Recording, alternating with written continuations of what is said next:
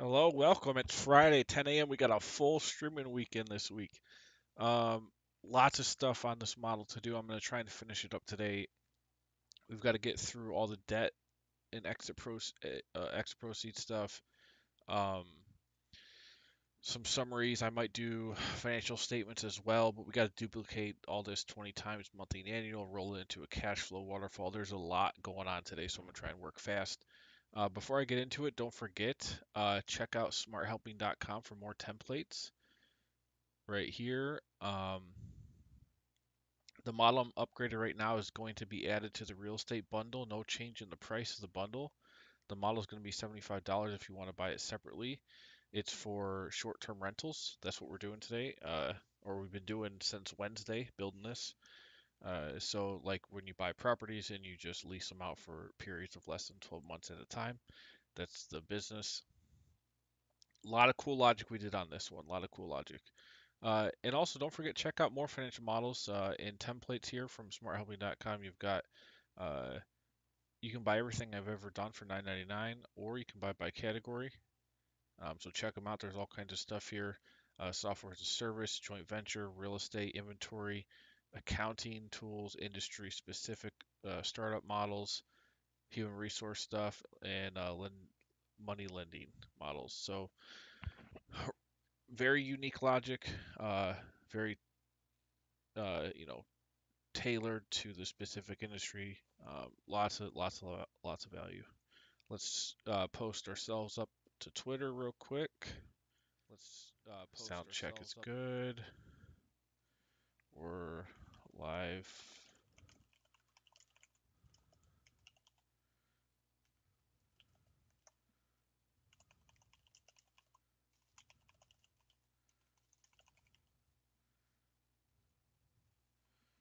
Okay.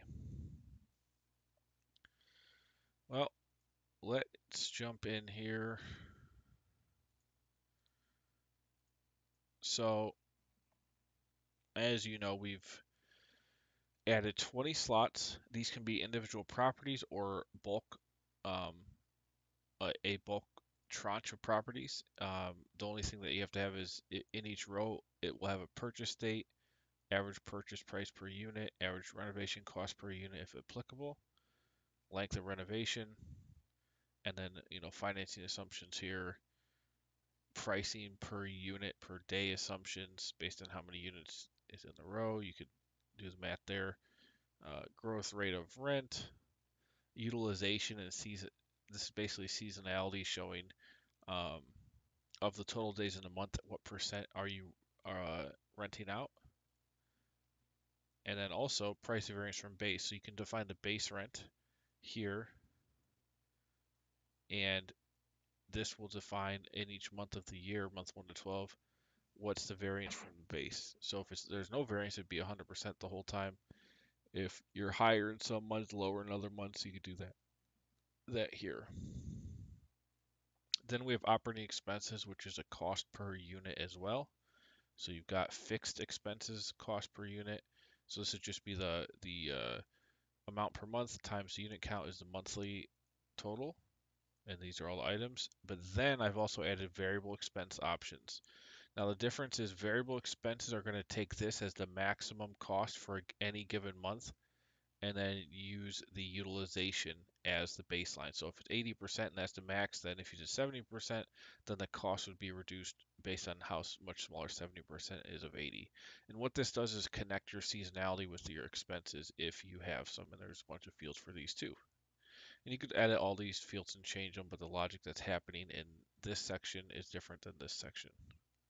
There's also an annual growth rate of expenses, and this all varies by unit. You can define the exit by unit. I've never done that logic with this style before, so this is all new and useful for, that's why I'm excited to add it to the real estate bundle, template bundle, because we've got a lot of new stuff here that I think is useful. And this could probably be used for other cases besides just short-term rentals. There's a lot of nice logic here. All right, so that's the overview.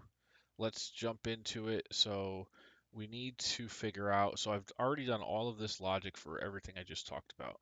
This is all dynamic, and I can duplicate the tabs 20 times for each row and then just change the ID up here, and everything here will automatically update, which I'll show you as I do it.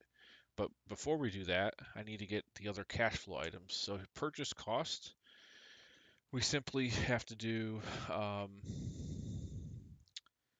let's see, how's this going to go? If this equals the purchase date index, see if our ID matches the ID. And you can see how I'm doing this. So this is expandable. It's not too hard to expand if you wanted to put more slots down here, because all the formulas are dynamic and pulling the whole entire column. So if that equals that, then I want to do, if true, give me the total purchase price in G. So I'm going to go that and then match the ID.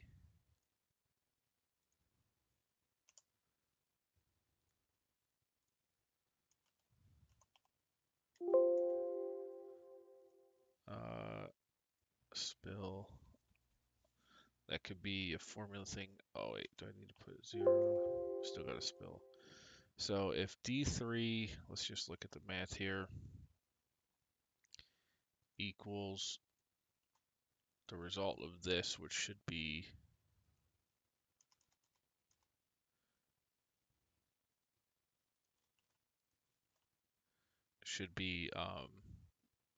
the start date. If that does match,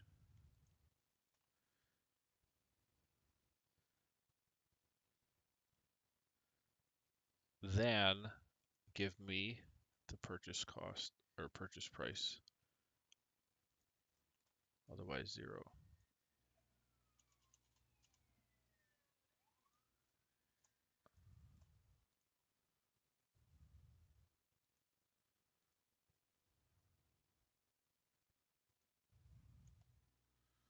Now, why do I have a spill here? Usually it's because of a bracket. So this is true. The true string. Then here's false string.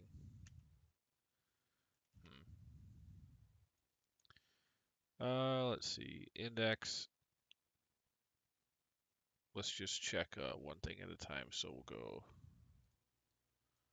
Oh, I see. Hold on. I had 2 equal signs in there. Oh wait, no, that's fine. If D3 equals that, yeah, that's fine. All right, let's test the first string. Okay, that's definitely, wait, what the heck? No.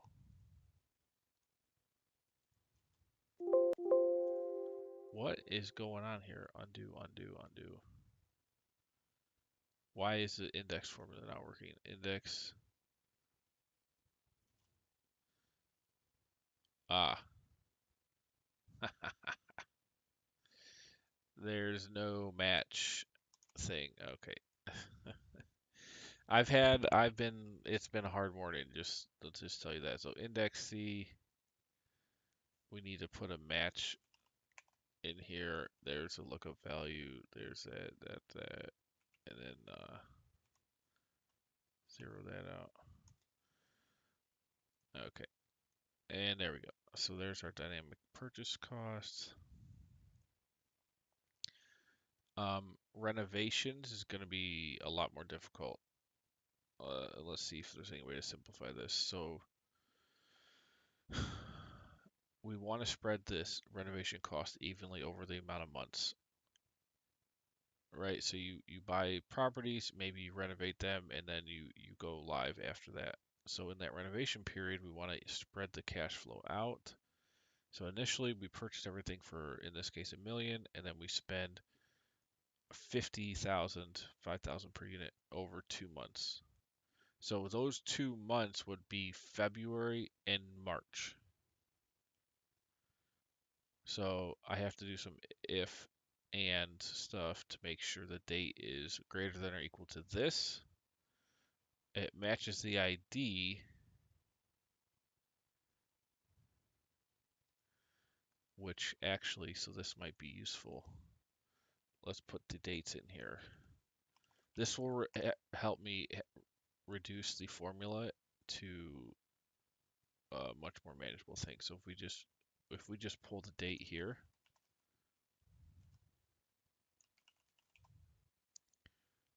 this makes it a lot easier to build a formula.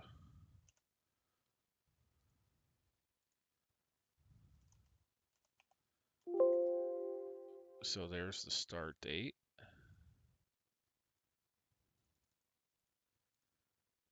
And then the other one is in what? I think D.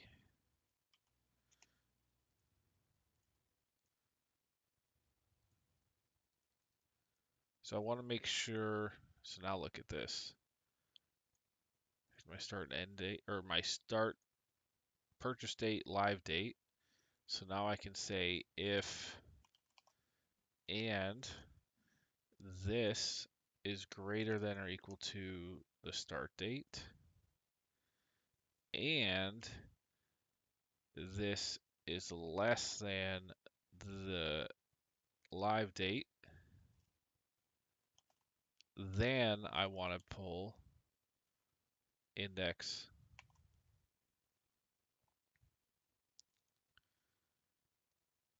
refi cost. It's an I.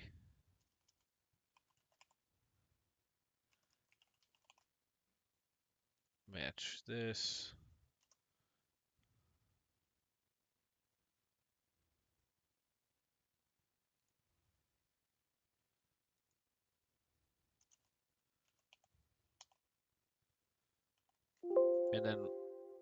And then we need to divide that by the number of months. So hold on, let's see. So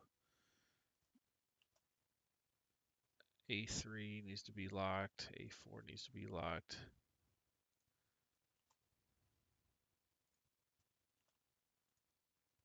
This is locked, A2 is locked. And this is locked. Okay, and then obviously if it doesn't match, go 0. So there's the total amounts, those 2 months, but now I need to divide that by 2. And we could do number of months right in here. We could just do this. Again, I'm trying to reduce the use of index formulas as much as possible in the monthly formulas.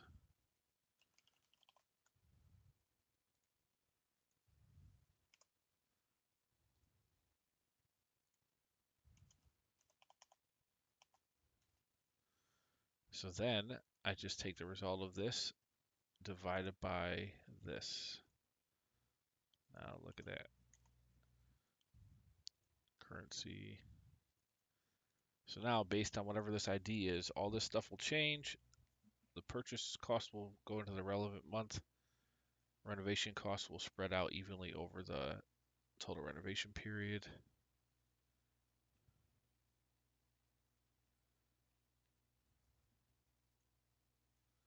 And let's make sure, right? February, March, yep. And then April is when we go live.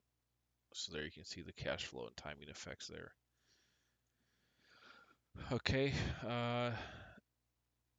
So purchase cost, renovations. We can do, so we can do a negative on this.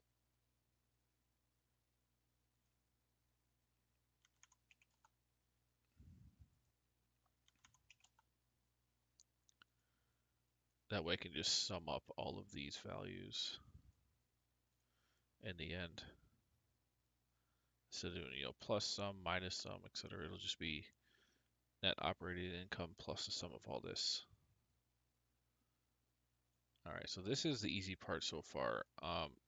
Funding initial loan. So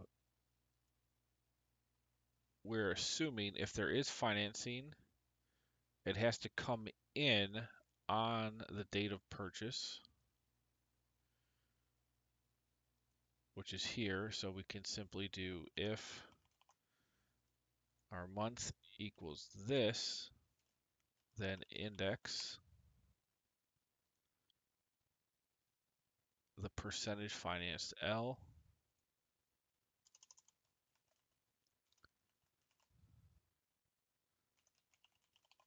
and match that again with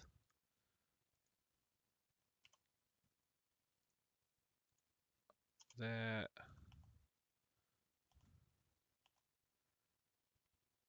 Otherwise 0. And that's the percentage. And then we're going to times that percentage by the purchase cost only.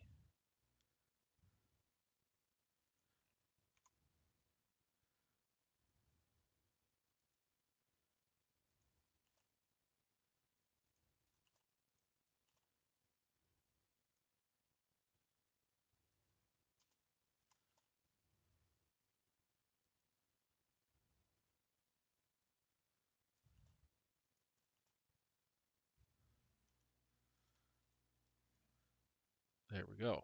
And this is a positive value because you're, borrowing money. So you need $1 million. You can only finance 65%. You can't finance any renovations.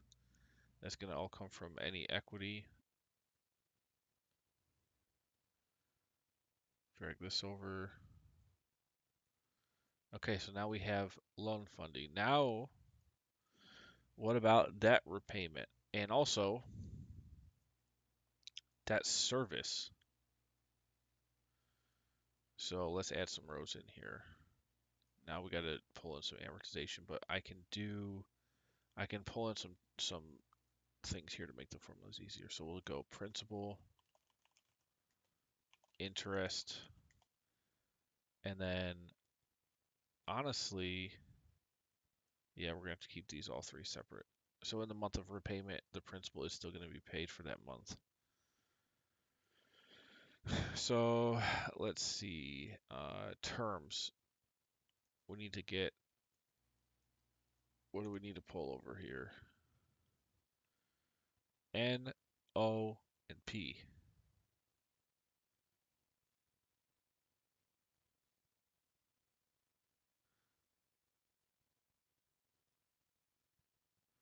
Actually, I need to pull column. For this funding amount, I just need to pull column M.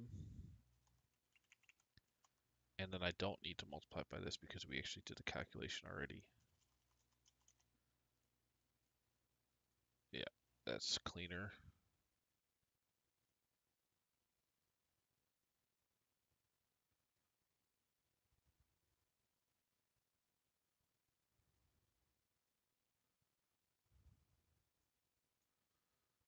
Okay, so initial funding, now principal. Let's go back. What do we need? So it's only going to come if you hit yes here. If you hit no, then no funding.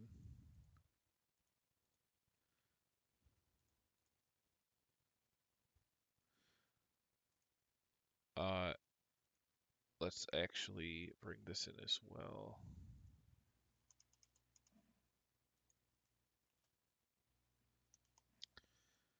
So I want to know that here. So K.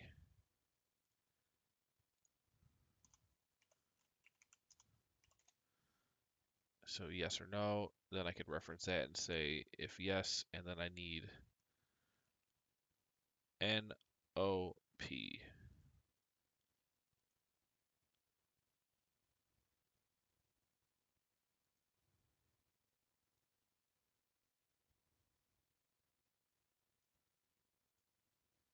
Okay, so NOP.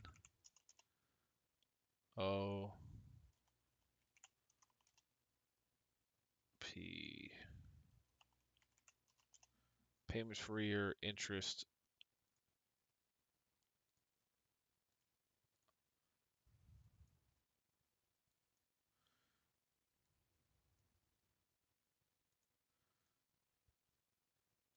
Two months of renovation, yes on funding. Principal interest repayment of the first loan is, here's the terms on that.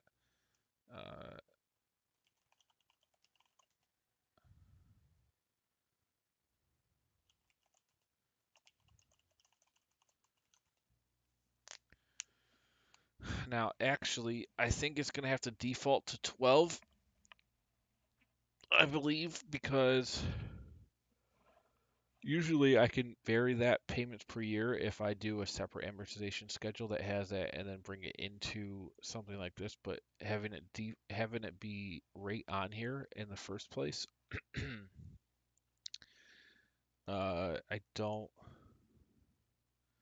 Yeah, this is going to be hard coded. So any debt is going to be hard coded to 12 payments a year. So this cannot be edited.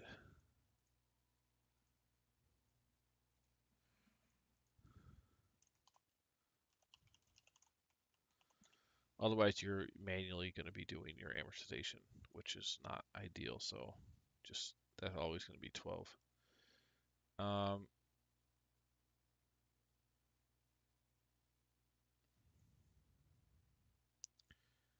So there's that. And then I've got refi. So here we want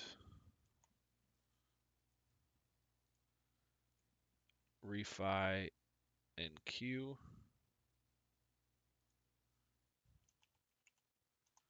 So we want to know if that's yes or no. And if yes, we're going to get the same thing.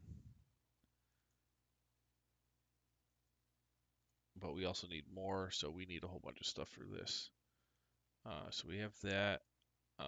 We need R, S, T, U, V, W.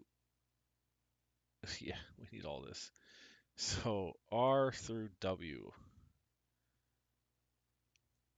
Let's just bring this down.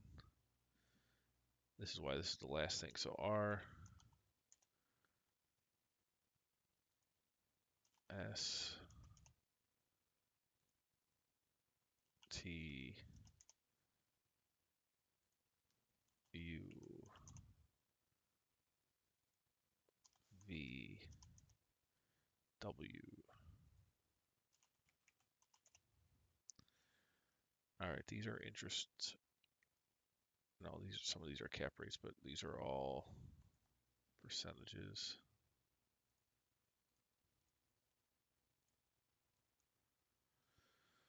Okay.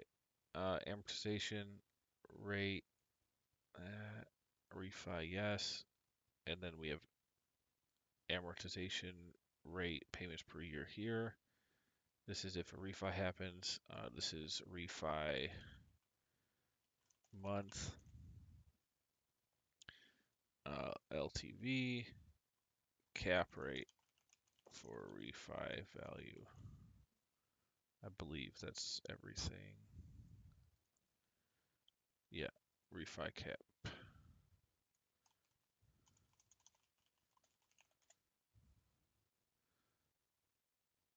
All right.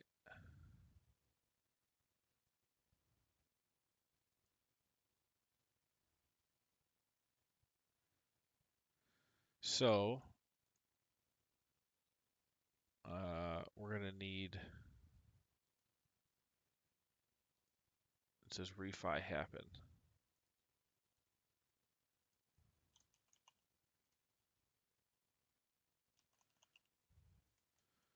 So if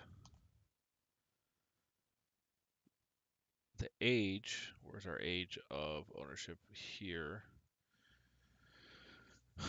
Now the thing is, we're going to say in 48 months, but it's 48 months from, in this case, March. So March is included.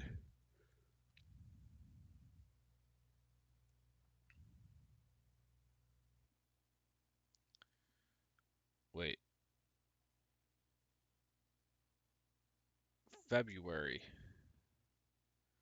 This is when revenue starts, but February is when the purchase happens. So February is essentially our, so we have to offset this by whatever this is too, because it's always going to be the difference of purchase and then when renovations happen for X amount of months, and then you have this. So we want to count for when the term is up on the loan. Is we want to make sure our start month is this one. Now, instead of the offset, I could just say loan term. We could count up here initial loan age to make this a little bit easier. We could just say if this is greater than 0, then 1, otherwise 0, and then do our nice counting. And then we just go if D49 is greater than 0, then D49 plus 1. So there's a nice dynamic counter. And then that's going to be used for when the refi happens, if it happens.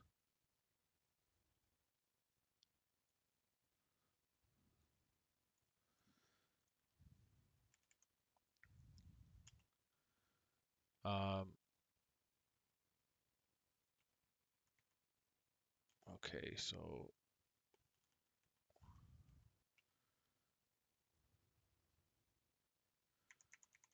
let's do principal and interest on the initial loan. And we want to say, well, first let's just do it. So it'll be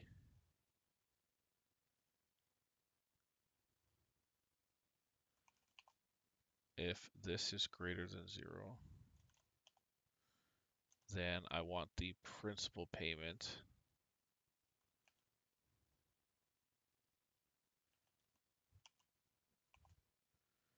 and the rate is this divided by 12.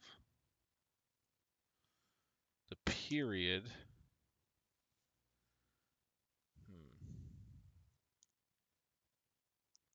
so it's always going to be monthly, so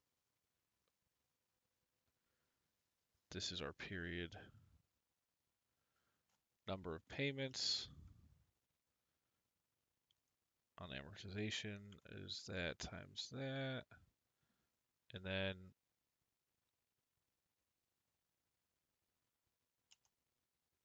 present value is always going to be the principal. And I believe on this,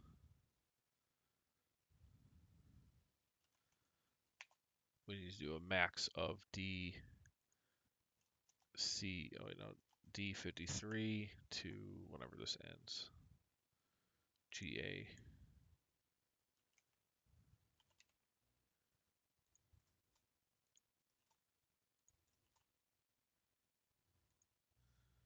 And we'll put the negative in front there.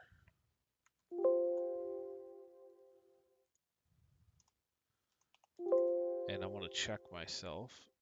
All right, hold on. We got to lock all this stuff in B.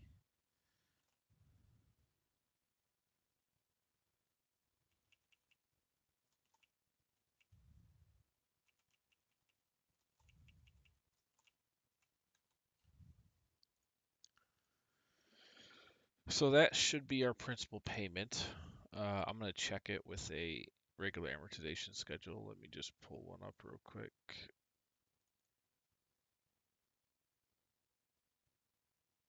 So, and let's get the interest in as well. And I'm actually going to have to do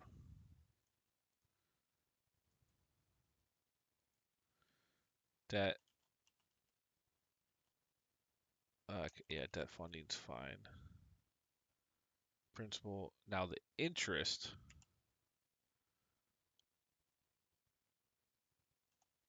Is there an interest calc?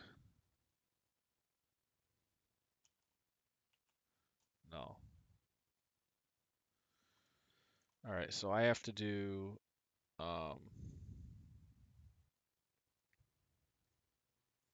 which is just fine, beginning balance, or I could just do month and loan balance. And all that's going to do is say, let's put that below here.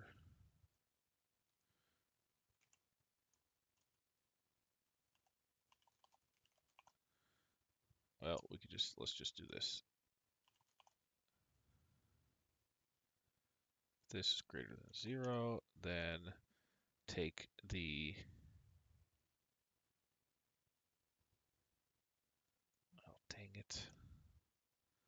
I'm going to have to have the beginning month balance as well.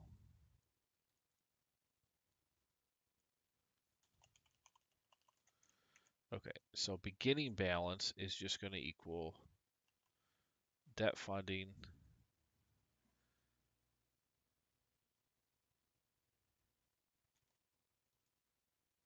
end balance is going to be the beginning balance minus any principal. And then here it's just any debt funding plus this. Oh, the heck. This is that plus here.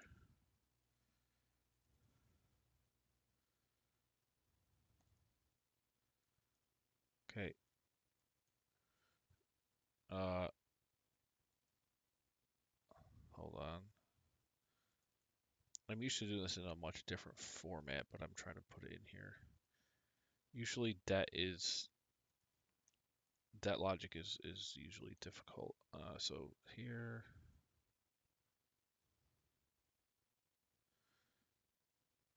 this should equal ending balance plus any funding. There we go. So 650, we make a debt payment or a principal payment goes down. Okay, this looks good. Now we can do an interest calculation, which is just going to be rate divided by 12 times the beginning loan balance.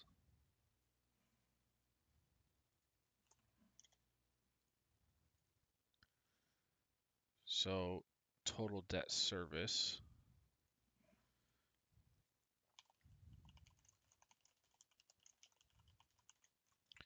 is summing up those two. And these all can be negative.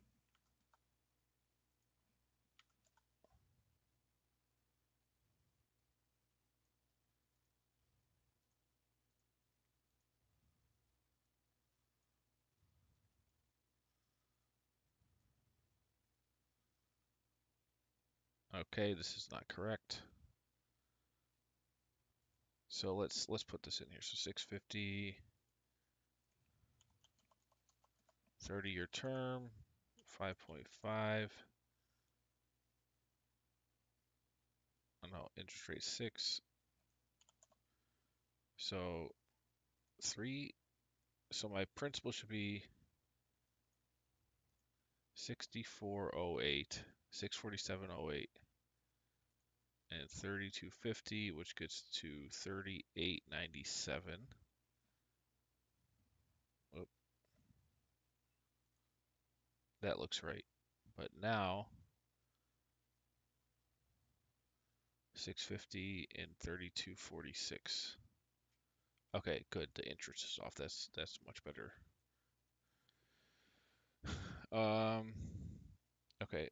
Oh shoot, I know what happened. So since we're throwing a negative in there, you can add that. There we go. So 3897, perfect. And this is going down. Now we drag all this over.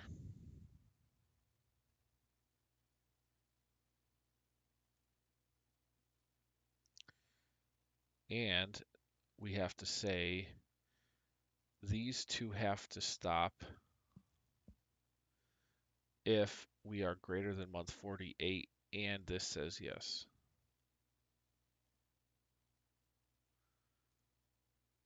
So on top of this, we say if and our initial loan is greater than 48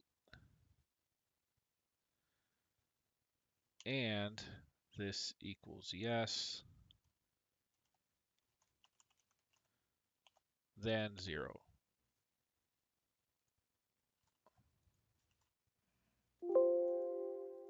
Well, if and here 0 otherwise. Okay. Okay, good. So that looks good. Do the same thing to the interest.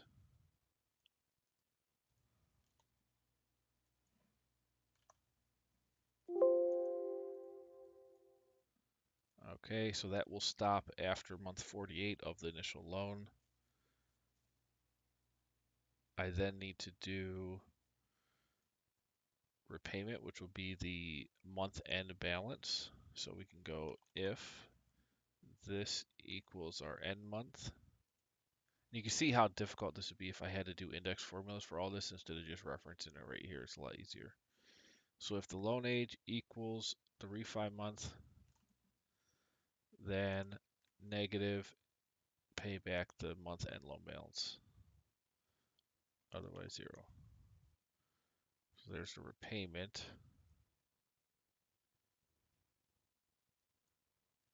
Okay, let's drag these.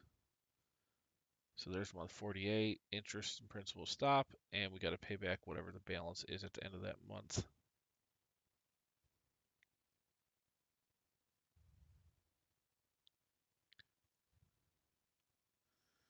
Now, it also makes sense to put in front of here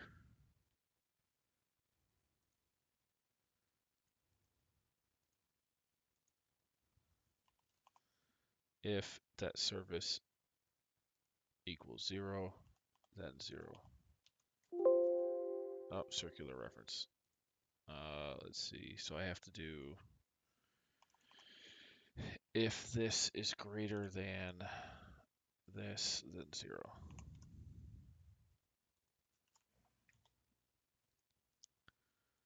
Which makes sense because I'm referencing these calcs within this, so it can't reference itself.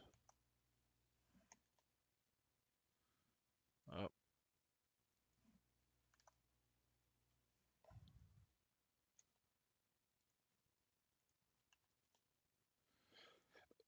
What the heck? If that's that, then zero, otherwise. There we go. Drag these over. Make sure that works. Perfect. And then remember, this is all going to be dynamic for every single, all 20 slots.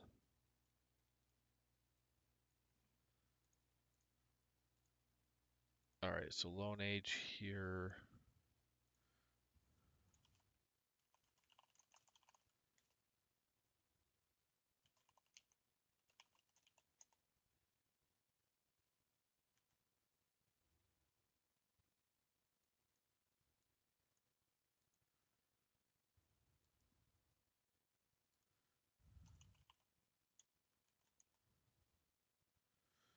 All right, so that looks good, and we could just sum up our cash flow would be principal. It would be this plus debt repayment.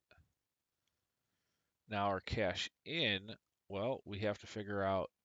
We have to do refi valuation, and we say if this is the refi month, that then take the net operating income. Oh, that could be tricky actually because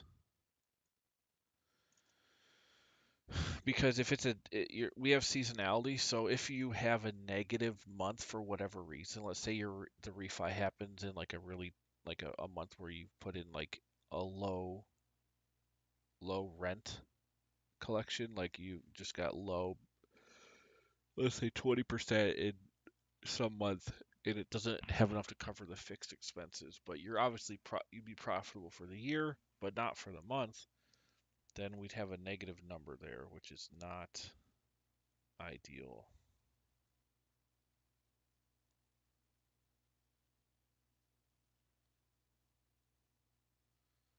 So we need to sum up the annualized revenue in whatever year the refi happens in to fix that.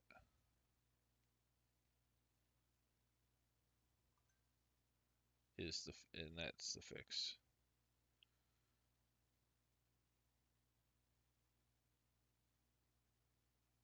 Oh, and somebody just said they want to buy this model. Well, I'm actually working on it right now. Right now.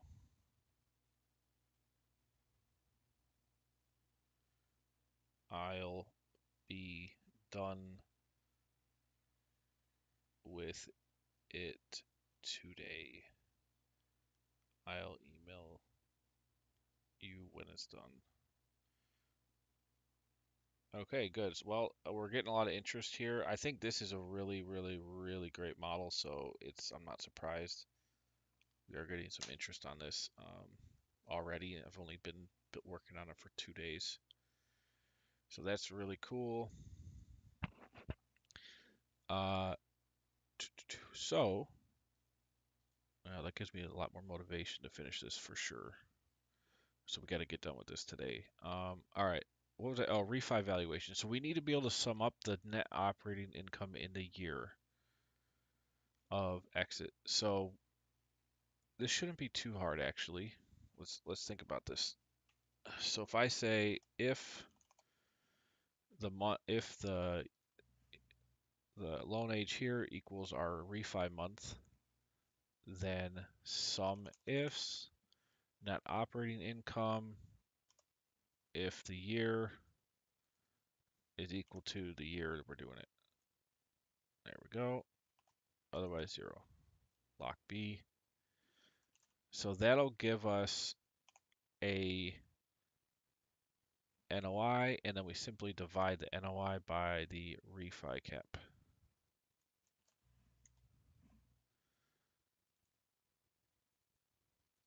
So that's the valuation. So let's just pull it over to row here. So here 1.8 million, and let's just check that. So it's the refi's happening in 2026. So if I take the net operating income for 2026, we're at 127,000. Let's just do some rough math here. 127 divided by refi cap 1.8. Is that the same? Oh, it's close. Yeah, because I rounded 127. It was like 127,000 and some change. Okay, so that's good. That's working. You drag this over. So this is just a valuation of what we can borrow off of on the refi. So we'd say, okay,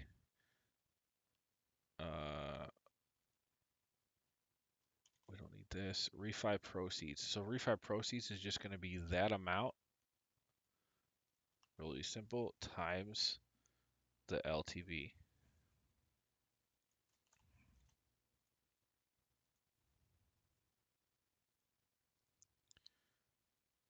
So drag this over here.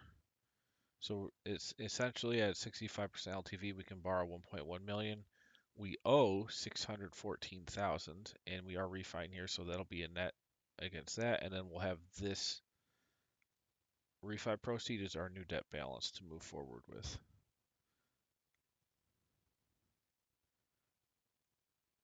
Man, this is going to be so nice. All I'll have to do is duplicate the tab and change this up here, and then all of this logic will update for every single one of these uniquely.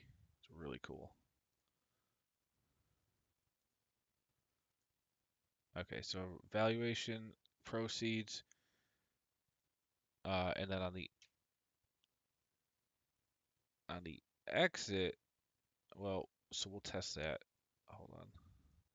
We need to do this for the refi.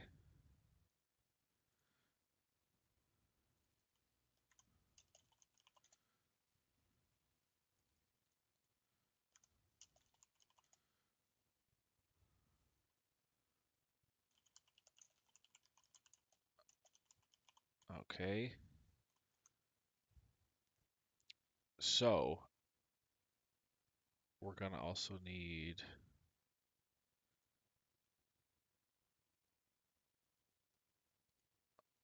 these three here.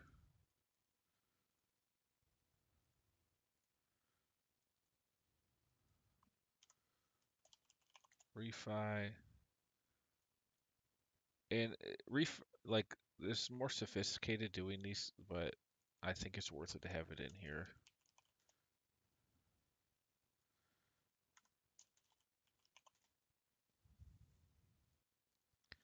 And you can always switch it off, right? You know, You can always put refi no on all these, and you just turn it off and just do the initial loan, and you don't even have to do financing. If you're doing this all with your own money, you could just hit no for financing. But we do need the option to do these things if you want to, or else the model's not going to be as good. Okay, so principal. So now I have to also do refi loan age. Now what is that going to equal? Well,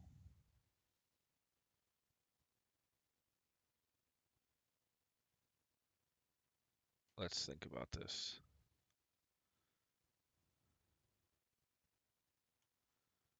We could say it equals this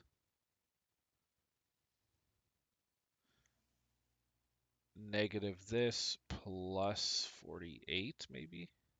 This might take a couple tries. Let's go over here. I just want 49 to be 1. Right, let's minus it. Nope, that didn't work. So I just need this to be this month minus the refi then.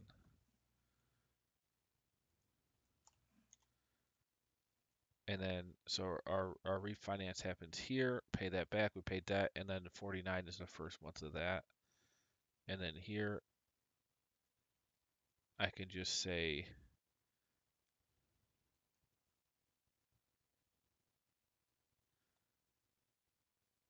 yeah, because we're paying principal on this loan, so technically we pay that loan off, we pay the interest for the period, and then this loan proceed happens, but principal doesn't start until well,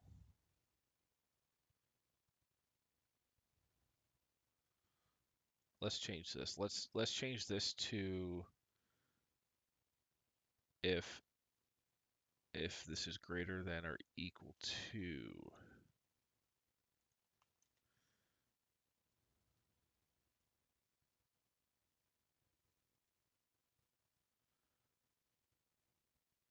So you're paying off, so in month 48, you pay off whatever remained in the last month of 47 with the refi numbers, which happen here, and then you start with the refi payments in this month. So that makes sense. As long as we're not double dipping on, like, they both can't be zero.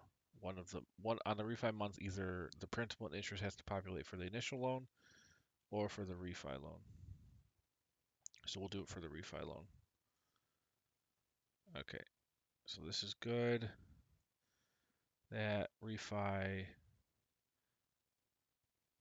proceeds here, and we have the age.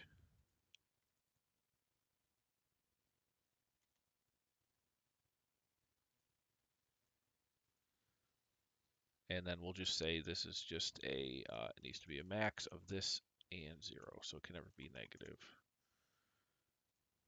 Just so it looks nice.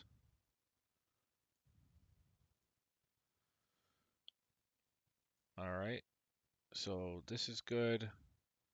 Repayment.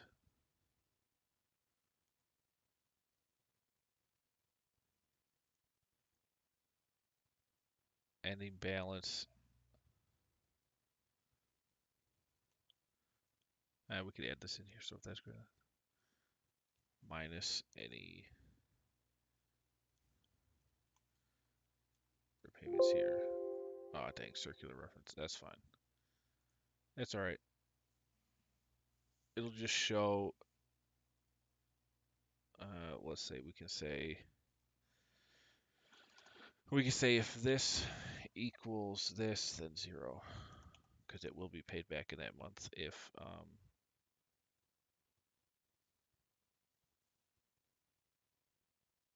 well, we got to do if and in there actually. If and this equals yes.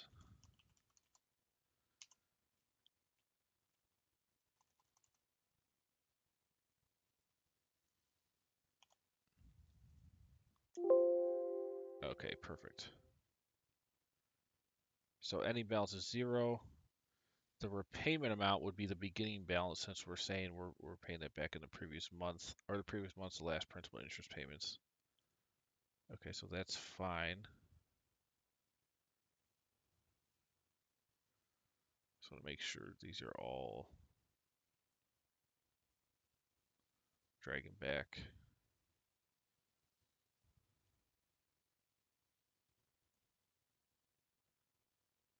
Oh, hold on. What happened?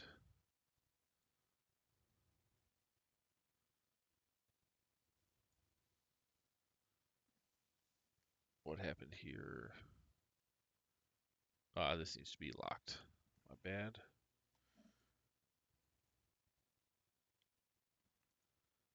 And, oh, and this needs to be locked.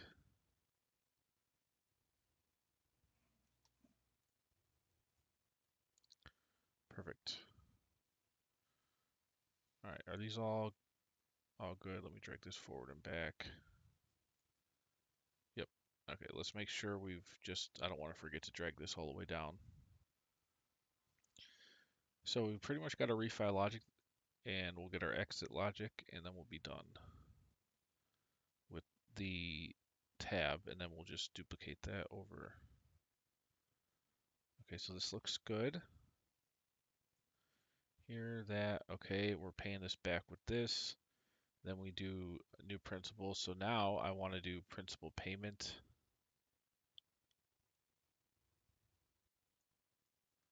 Here.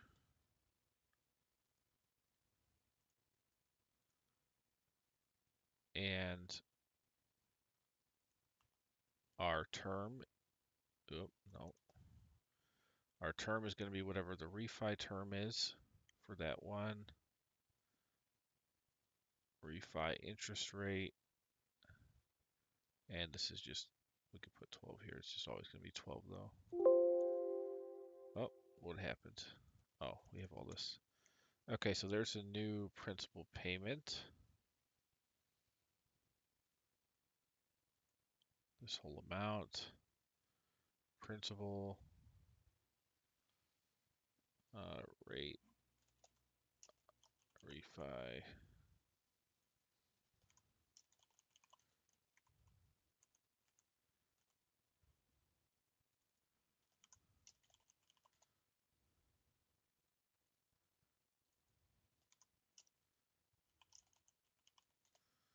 Alrighty.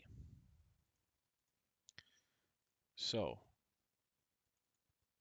oh, we got to drag this down here. So technically, this needs to say 1.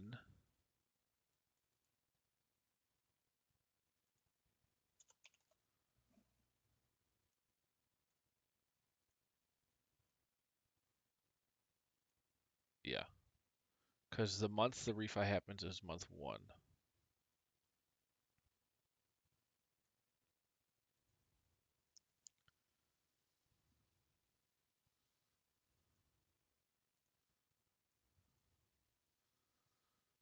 Okay. Here, and so this will only populate, like if we were to put, well, let's finish it first. So principal, interest, I can't do yet. We could do this. Principal and interest. Can't do this yet. Month and the beginning, so we can do this one.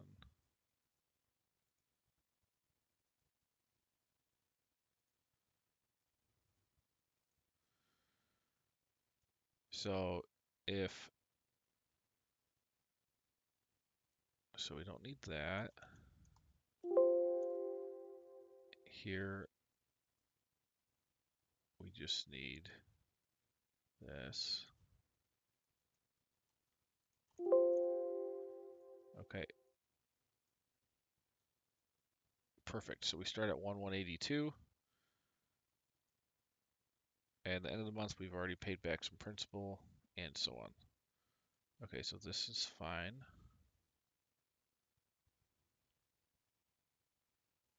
Except the first two have to be a little bit different. Okay. Now what is happening here? these don't exist yet.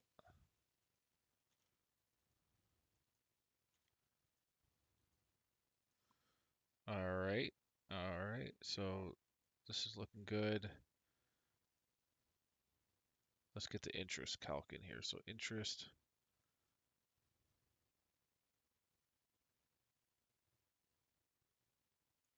We just need this amount, this logic. And it's based on beginning balance and then interest rate here.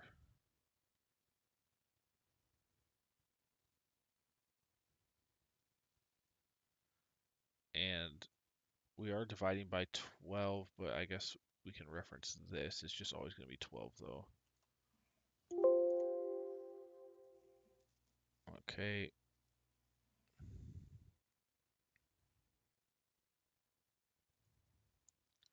We'll update this reference as well.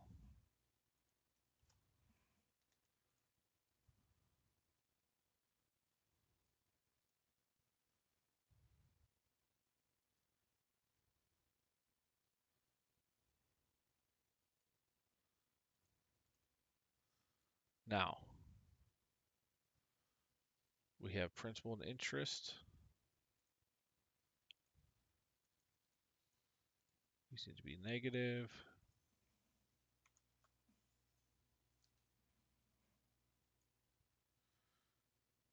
Hey, a couple viewers in and out.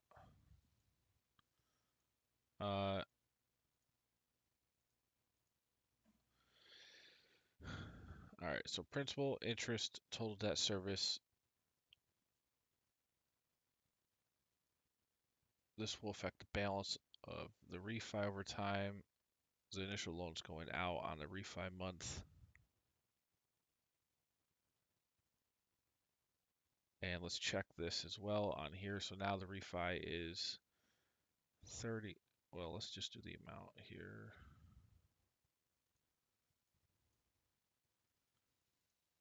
Are all the other terms the same? 6, 30, 12. Yeah. So 5, 9, 12, 647. Principal is 11. No, principal should be 1,177. Okay, let's see what's going on here. So it's the first payment. The max. Okay, got it. So the max would be this, the total loan amount. There we go. So 1100, 1183. Yep, 1188, 1194. Yep, okay, and 7080 is rounding, but 88, 89. Okay. Looks good. Let's just refresh this by dragging it all the way over again.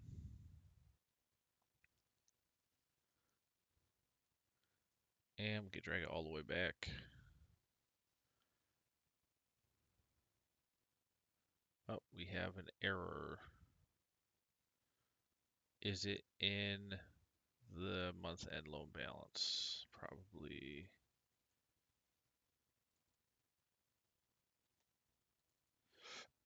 Wait. Old. Principal.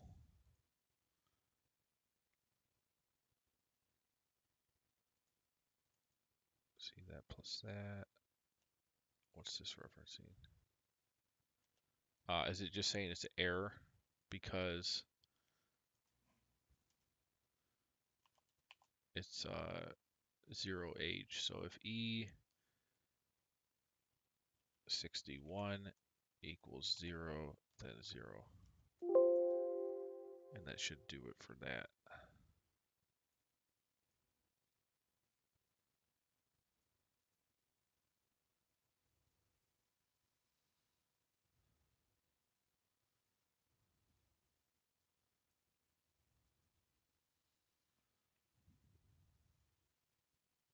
Perfect.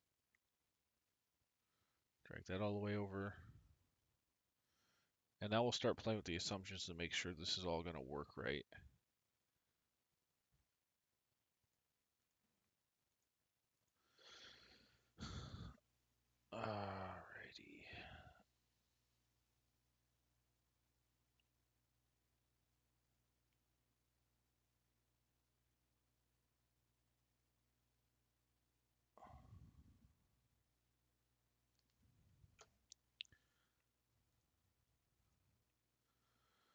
Okay. So next up, we need the repayment of this, which we also need exit proceeds. So let's look at,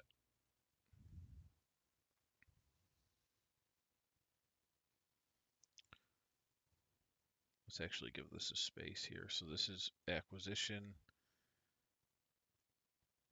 debt, and exit value. Now the exit value, we will pull in a cap rate.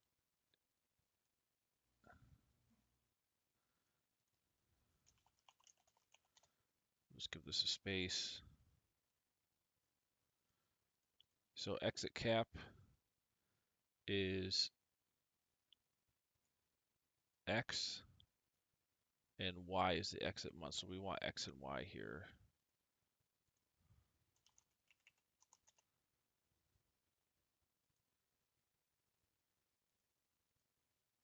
T-O. Just making sure these all are right. Okay, so exit cap and then date.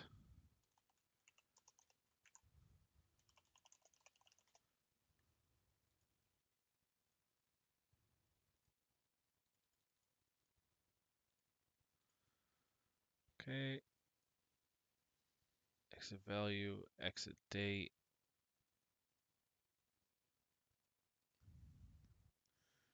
So now we'll do a similar calculation as the refi valuation, except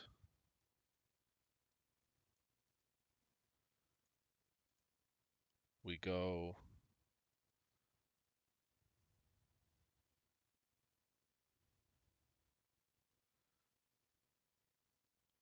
exit cap, and then so that, and then we say if our month here equals this month.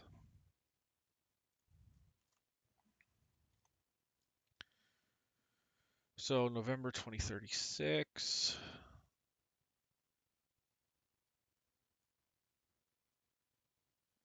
There's that.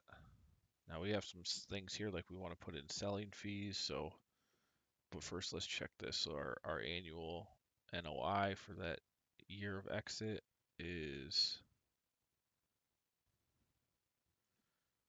251 divided by 8. Should be pretty close. Yep. 3137. Yep. I just rounded a little bit. That's why it's a little bit different, but that's fine. So there's the exit value. We will also want to say selling fees. Now selling fees, since we did index, we can easily, oh no, we can't because there's an index match here. So we have to add this on the end, which is fine.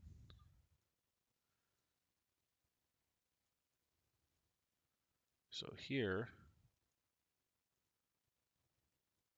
we'll give it a space. Selling fees on exit. And that could be varied by each one as well. Let's just say, 6 or 7%.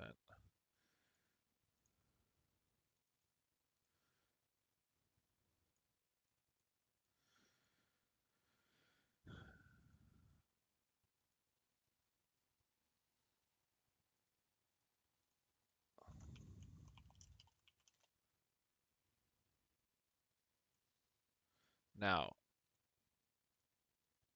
we go back here. So exit value, selling fees, net exit value.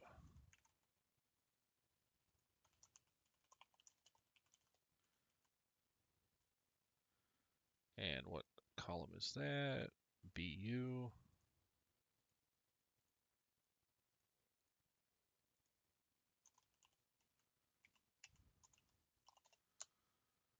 Selling fees. So that's, we can simply say this times that. It's a negative. And then the exit value is this plus this.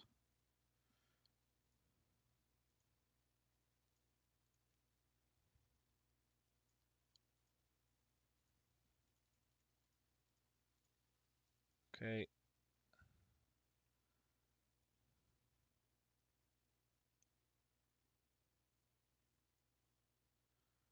Perfect.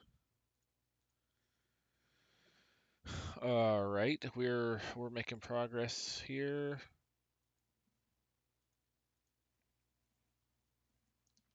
I also need to do, there's a repayment assumption on this as well. So when the exit happens, net exit proceeds 29, we have to pay back this. So debt repayment is if this equals this, then take the ending balance because we're paying money back that month.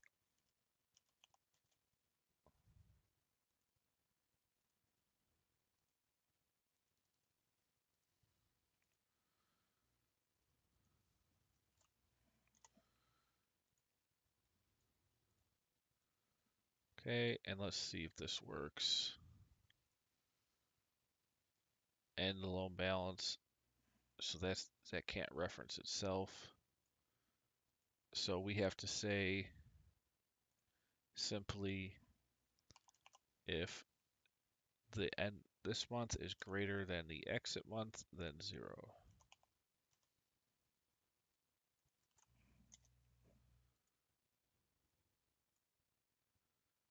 And same with the beginning balance.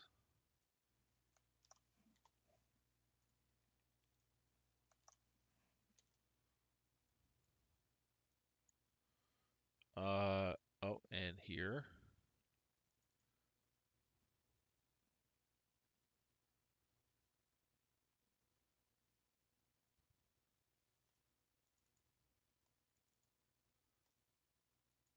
Oh, hold on, we got Y. This needs to be max of to GA. All right, we'll deal with that in a second.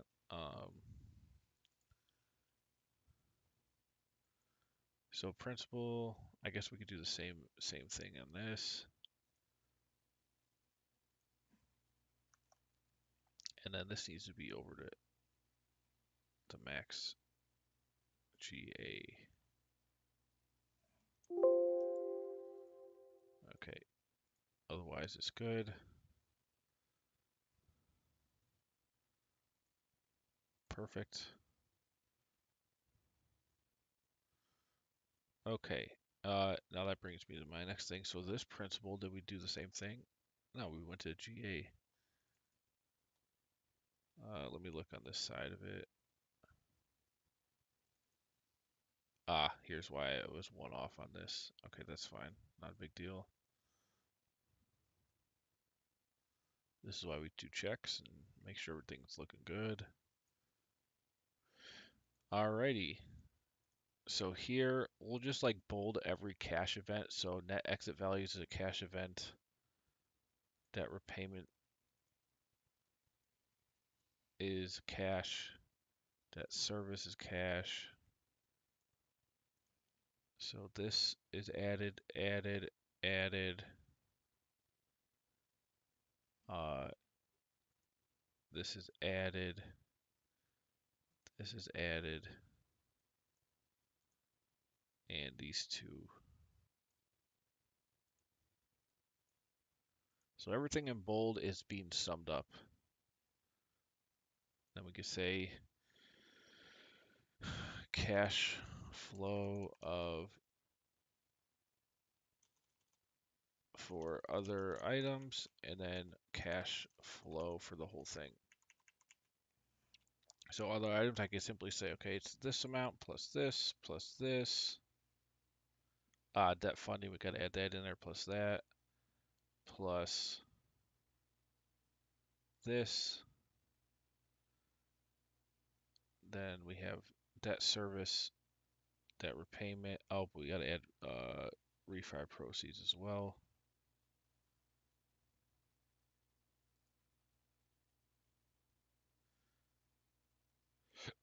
And that. And then remaining would be equity required, which is going to be whatever you couldn't finance on the purchase cost plus any renovation costs and debt service. All Oh, so what columns? So this needs to be bold, refi proceeds.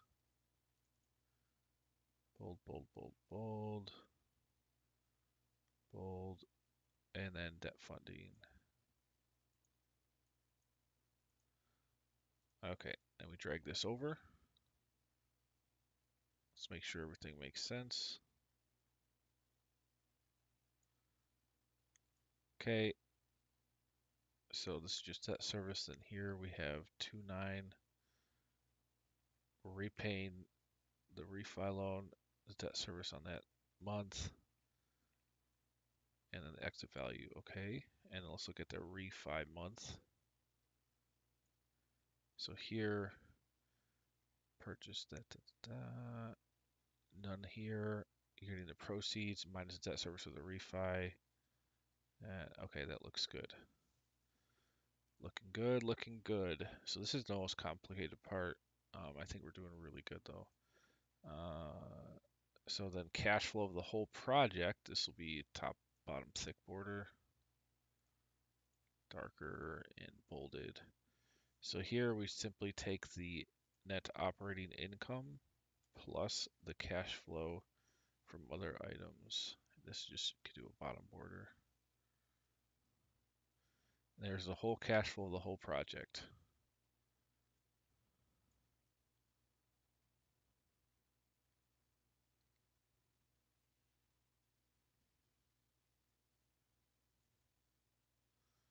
That, let's give our formatting. Also, we need to say what's happening in this final year. So this has to stop on the exit month, obviously, which I thought if G. Okay. So it looks like everything is running off of here. So let's see if we could stop all the logic. If this is greater than our exit month, then 0. Make sure there's no other logic. No, that's good. Oh, there is. Hold on. Undo, undo, undo. +1. So let's take this here. Okay, now we're counting. Oh, shoot. Undo, undo. Okay, we're counting. Counting. Okay. Let's see if this drives all the things to stop. I'm not sure if it's going to.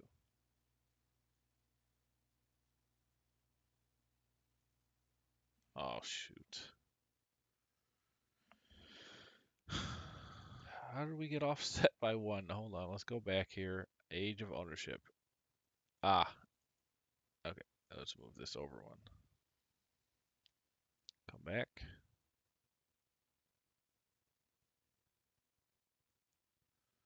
Okay, 0. So that all zeroed out. This doesn't matter. 0, 0, 0, 0. Perfect. Okay. So that was nice because everything is driven off of there. So this looks good. Let's start playing with some assumptions on the debt and see if it updates. So let's say renovation happens for 3 months. Let's make sure it works with no financing first of all. What happens if we do that? So no financing, it just goes all to cash. And there should just be no financing ever. Perfect. Perfect. Okay. So that works. Let's try if we do financing, but no refi. Now what happens? So we got financing. Good. Okay. debt service, and then what's happening in 48. Not good. We put no. So, okay, so we have to make this continue. Here's what we do. Let's see if this works. If B65 equals no, then NA, value error. What if we put 0?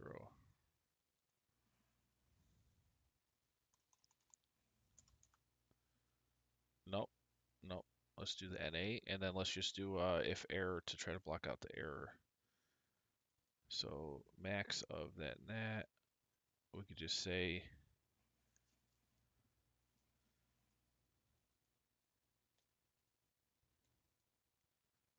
if error. If error is very useful for logic sometimes. We'll just go 0. Make sure this works though. Where's, oh yeah, okay. That might have done it. That might have done it. Let's go back to month 48 just to see. So here's technically when it would have happened.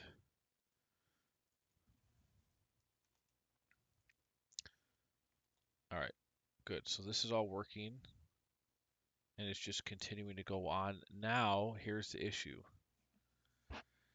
If you don't do a refi, well, we still need to pay this back. You know,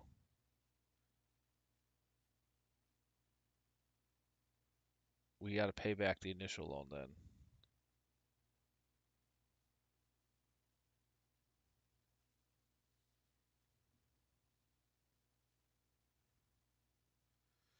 So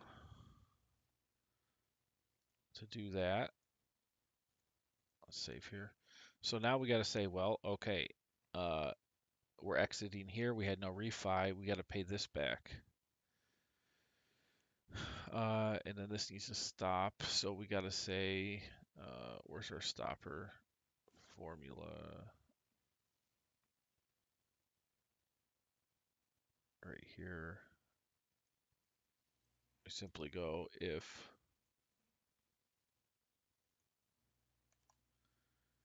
that is greater than 0, or GA3 is greater than B73. Okay, so that's the first part of it.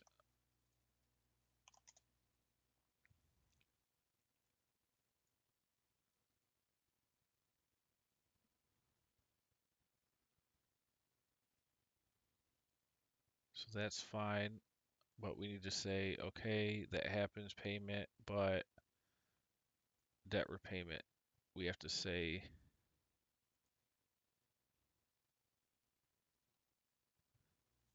if and this equals no, and this month equals exit month. So if those two things are true, then we must have to pay back the loan here. Otherwise, do whatever logic was already happening. So that equals no, and that equals that. Okay.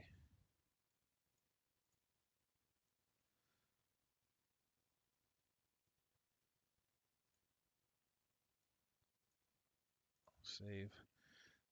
And then this needs to go to 0 if we're greater than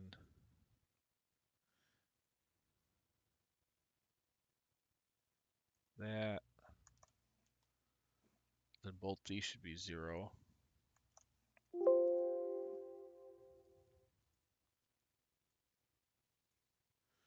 And that's to show, like, if you want to do more aggregate, or when when I do the aggregates,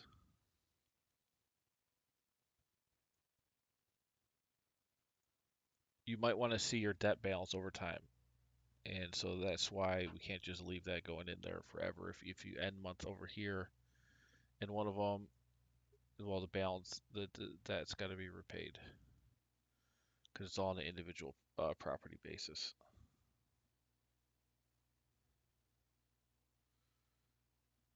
Okay, all right, we're going here. Now technically the end balance here should be 0.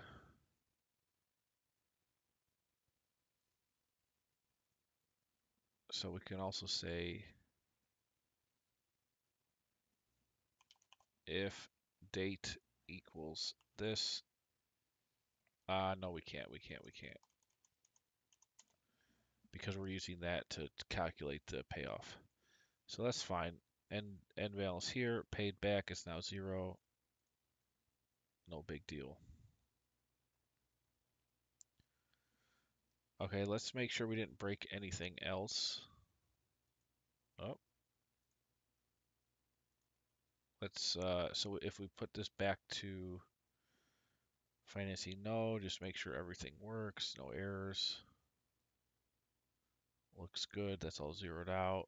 Let's say financing's back to yes, and refi's back to yes, but let's make sure this works.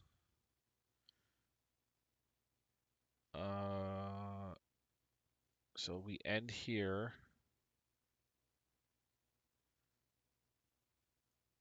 This is the amount we're in month 48. Since we paid that principal, we're paying back the end balance here.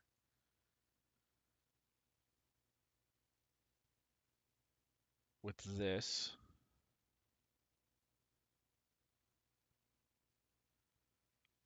Where's the debt repayment?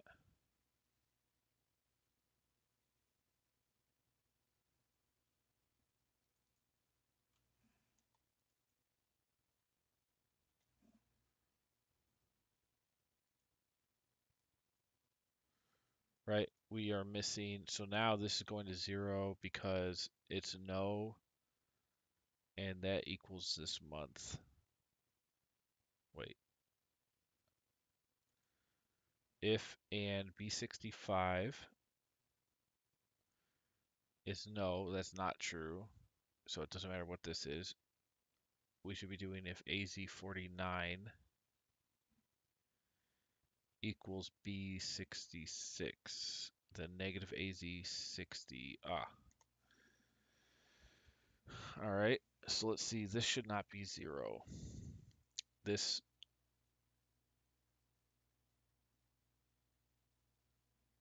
let's see, if and B65 is yes, which is true, and AZ49 is equal to that,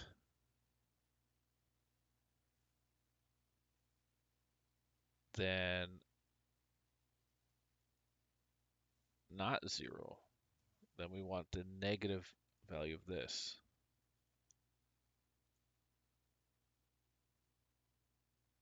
Or not negative, just the positive value.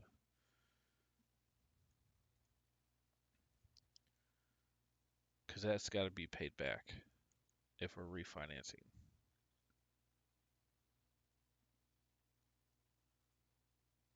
Okay, so I told you that that logic is some of the hardest stuff, especially when you're trying to do dynamic refinance. And we're on top of that, we're trying to make it dynamic refinance, but also dynamic in terms of what is driving when the refinance is happening. Okay, so this makes sense. You're basically borrowing 1.1 million, you're paying back 6, you're also paying some debt service.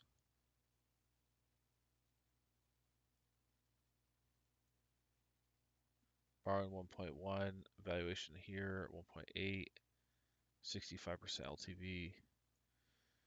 All right, let's go back. So that, now let's say refi no and make sure it still works. Okay, thank goodness we do have a number here. So remaining balance, any balance, principal. Okay, that looks good. And then the refi is just not happening. Let's make sure if we go back to no here, everything's good. Yep, perfect. And now let's go yes, yes, and we know that works, so we just tested, but let me change the month to like 24 months. Now let's do amortization of 20. And maybe change this rate to 9. Or no, let's do a 4. And maybe 80% LTV. Now let's see what happens. So we do our loan here in month 24 of the loan. We have our refi. We repay the debt that we owe. Here, this is a new debt service. Wait, where's the debt payment? This should be, did I not drag this over? Hold on. This is why we do this. So before it was in 48. Ah, yep, it's actually telling me too, so I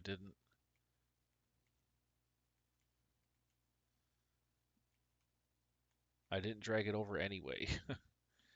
Okay, let's drag it over. And then we'll have to check everything again.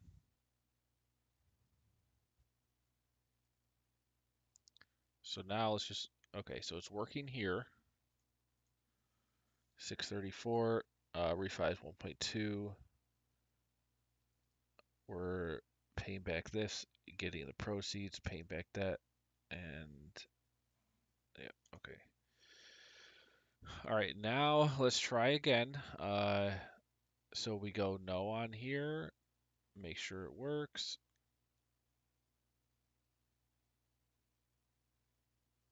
Yep, working. Let's go no on here, make sure it works.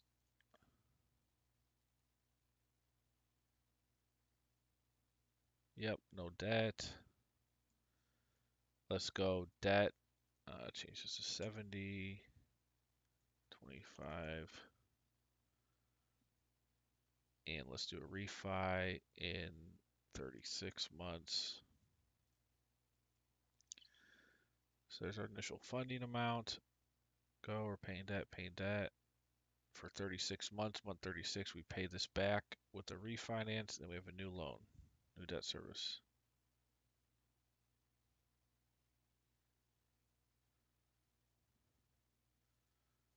Okay, I think we're there. Over here, drag it all the way down. Yep, then you're paying this back. Selling fees, cash flow. This looks good.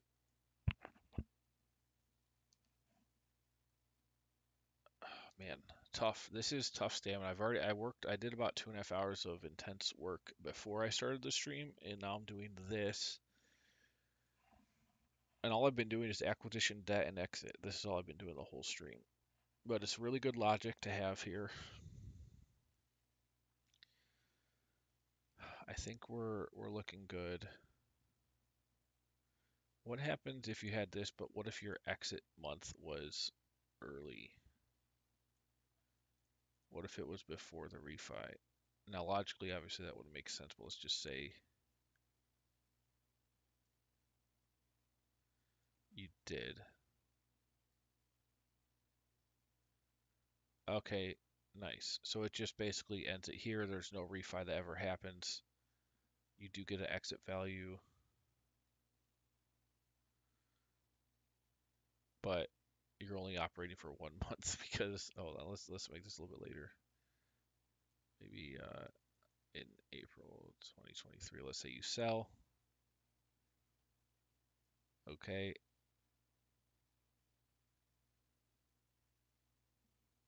I see a slight issue. If you sell in a partial year, the net operating income for the valuation is not going to sum up all of that for the year. So really, you probably want to do a trailing 12-month NOI. So instead of just picking the NOI for the whole year, then that assumes you always have to do an exit month in a full fiscal year, so in December. But technically, you could go 12 here and just do the trailing 12 months. So as long as you've at least been holding, buying the STRs and holding them for at least 12 months, you'll get an accurate valuation based on these assumptions. Because it should be 110, and then the refi val, yeah, you should be at 1.5 million. So you're only getting about half of the value there. So let's think about this. It's only relevant for the refi valuation and the exit. And so what we need to do is say, I've done this in other models. Let's do it down here. So we want to say if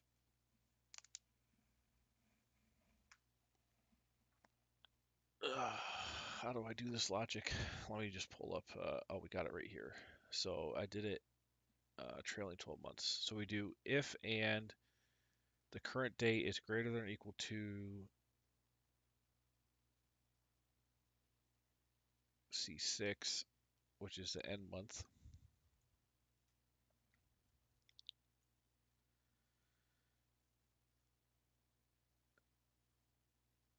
The end month, and then you do an E date minus 11. And then also if it's less than or equal to the date. Perfect. So that's how we know what to sum up on the exit. So we go here, our short-term rental model, we go trailing 12-month NOI. And now we can say, so if and our month here is greater than or equal to the exit month, and our date here is less than or equal to the exit month,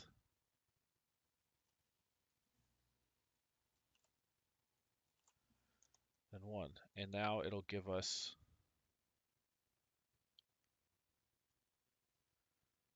trailing 12 months. Now the question is,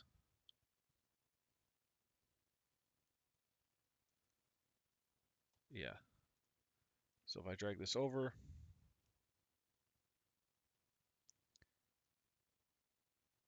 15 years. Now let's go check this real quick. So 1, 2, 3, 4, 5, 6, 7, 8, 9, 10, 11, 12. So that's working. So I want to sum up everything as long as this equals 1. So I changed my formula. Let's go do the refi val first. So here I'm not summing up NOI. Well, I'm summing up NOI, but I'm basing that on if this equals 1. And now watch how this changes the value. Oh wait, it won't change. There's no refi. There's just an exit. So let's drag this all the way over and then update the exit value for the same logic. Now what happened here? Why do we have a...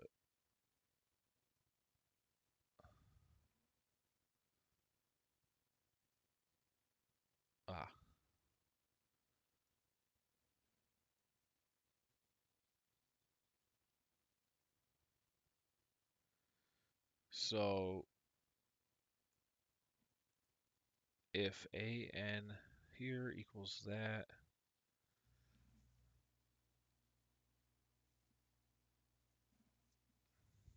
but we know we can't do a refi if the date is greater than the exit month. So there's our catch on that one.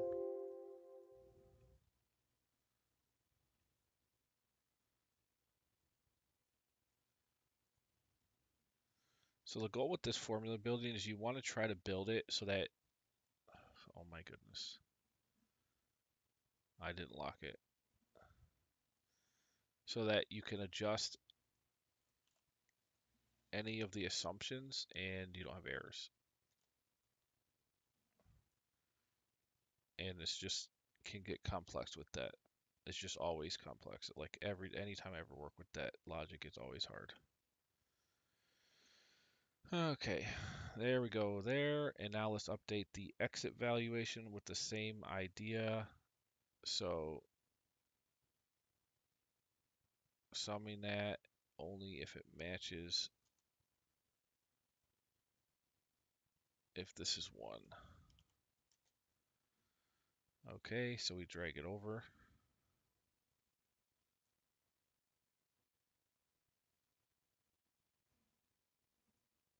And it's almost the same because, well, hold on.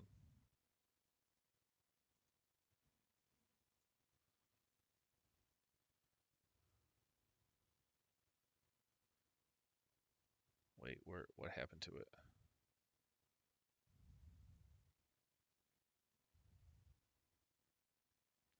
1363. So it's summing up here all the 2s. So really it should only be doing 38. Is it because these are more negative? Yeah. Okay, that makes sense. So it's actually not a huge difference here because half the month is negative, half is positive. But if it was all positive, like let's say our utilization here was 80 and we didn't lower the debt, or I mean the rent.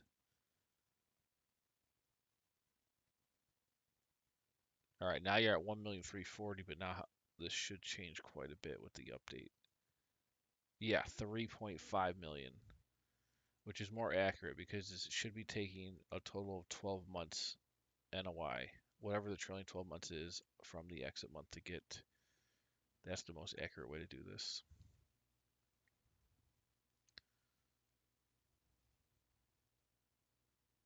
Okay. Looking good, looking good, looking good. Let's go ahead. So it does work if our exit month is before the refi, just to be clear. Let's put it back to like, towards the end. Okay, so now we have that. Refi happens.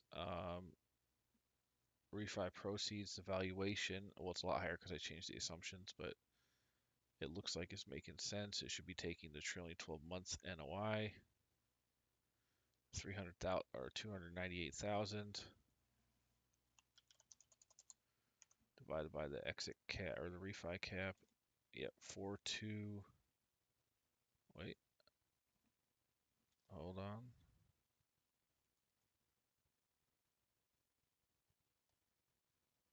Hold on. 7% divided by B71. Make sure I did this one right. By 74. Oh, shoot. The refi, so this is for the exit.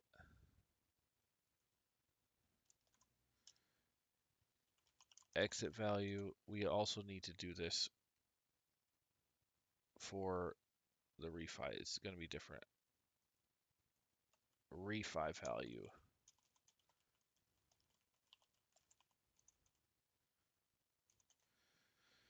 So this is fine. All we do is the same formula here, except we're going to change the date check. Instead of here, it's going to be, how do we get the refi month? It's just going to be what? E-date, start date of the loan, comma, or comma, refi month. And then I think I might have to -1, but let's just see. Hold on. Feb 2025. January. Yep, so -1. Okay, and now this will use this date to calc.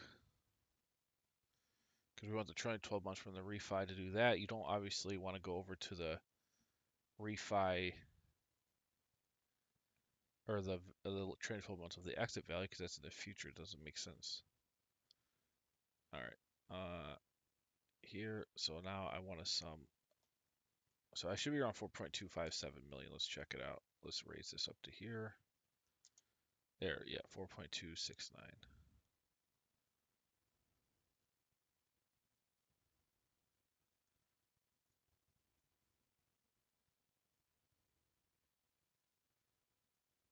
Oh my goodness, what an amazing model we got here. Really unique. I've done aggregated initial loan and refi logic before, but never where each individual slot I'm referencing has different assumptions for when that happens. So that's why that's one of the reasons why this model is becoming really good and valuable and just something unique to add to the real estate set that I have. All right. I'm getting carpal tunnel in my wrist, possibly. I don't know. Need to get up and move around. Uh, let's test this out some more. All right, so financing, uh, let's say, what are we feeling? Month 48. Just make sure this works.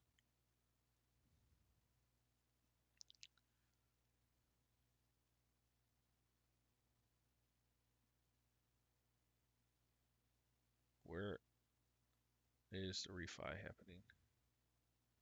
Ah, okay, 48. That looks good.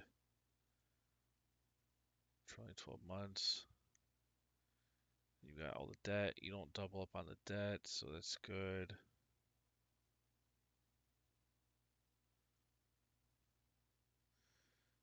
Um, let's go back here. We're also going to put in debt service coverage ratio. Okay, here we got an error, so let's see what happened on this one. Oh, so this is NA, which is fine, so there's no refi. This doesn't matter. We don't need a refi valuation if there's no refi, so this can just be 0 if there's an error. Now, it wouldn't affect the calculation, but it just looks nicer that value error being there. People get scared when they see that stuff. Okay, so this looks good. There's no refi. There's just the initial loan happening. That's paid back.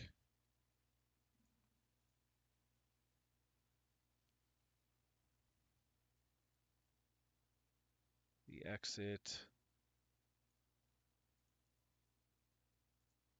Make sure this works with this being no. Looks good. Looks good. All right, I think we are there. Put this back to yes. Put this back to yes. And even if I make the exit before the refi, it will work itself out. Let's make sure. When's the refi happen? All right, so January 2026. Oh wait, it's the same month. Let's put it a little bit sooner. Okay, so in this case, we just shouldn't have refi. Yep. Oh no. Oh yeah, exits October. Oh yeah, October 20. Oh yeah, exits October 2025. Okay, so this is paid back. Oh no. No. All right, what happened now? Because the debt repayment on the initial is not coming through. So if and so that's not true. So go to the next one. If AW49 equals 66. Wait, what? No, 49. It's this.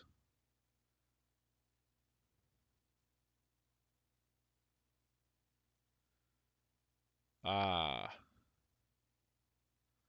So this is an issue if we're saying there is a refi, but we're exiting before the refi happens, and it's a logical error. You shouldn't be able to enter that because why are you doing a refi after the whole thing's closed down? So that's fine that it's not working because it shouldn't work because there's an error here. You've got your refi happening in month 48 or 48 months after, but you're exiting in January 2026. Or wait,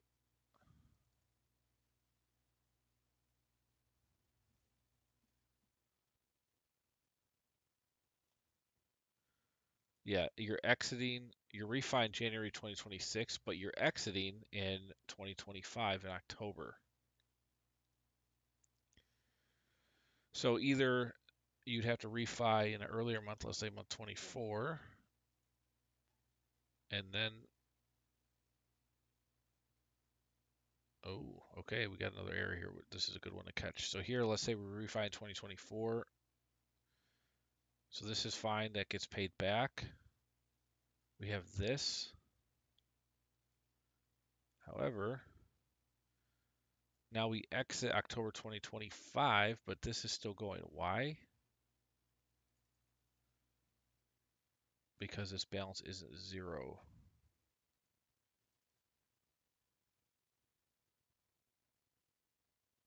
What do we do on this balance for here?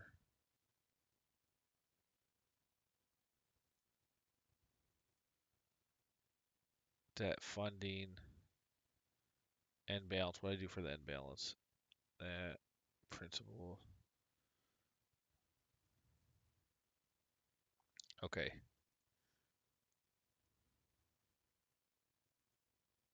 Let's put this into here.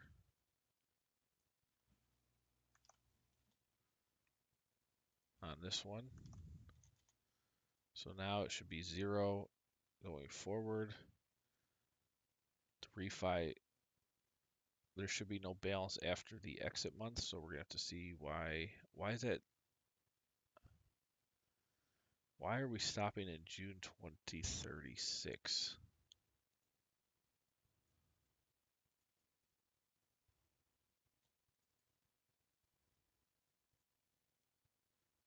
Ah, there's more advanced. Okay, so here's something I never drug over. So this would probably make a difference. Let's drag this over.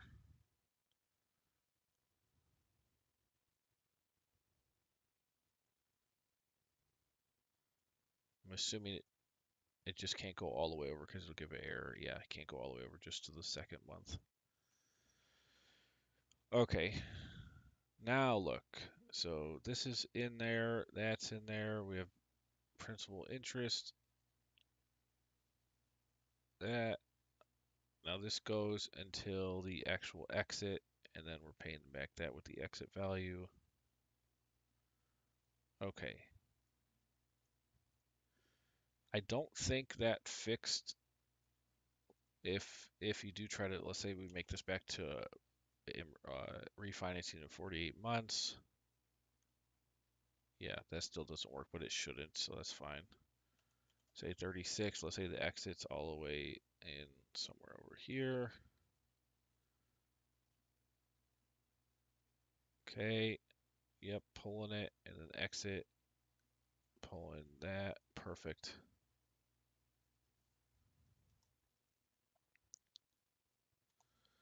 Okay, I think we have all the bases covered that we can.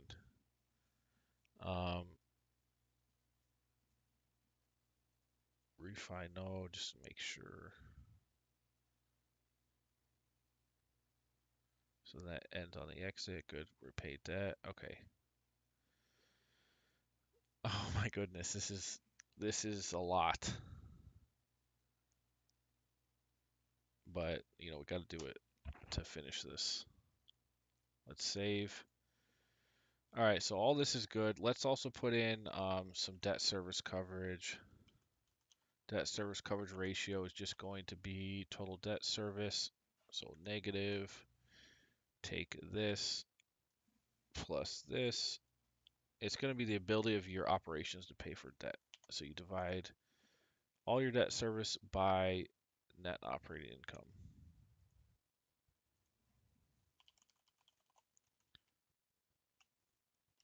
Man, I'm so ready to be done with this and start duplicating. So, point one. Oh, wait. We got to divide. Hold on.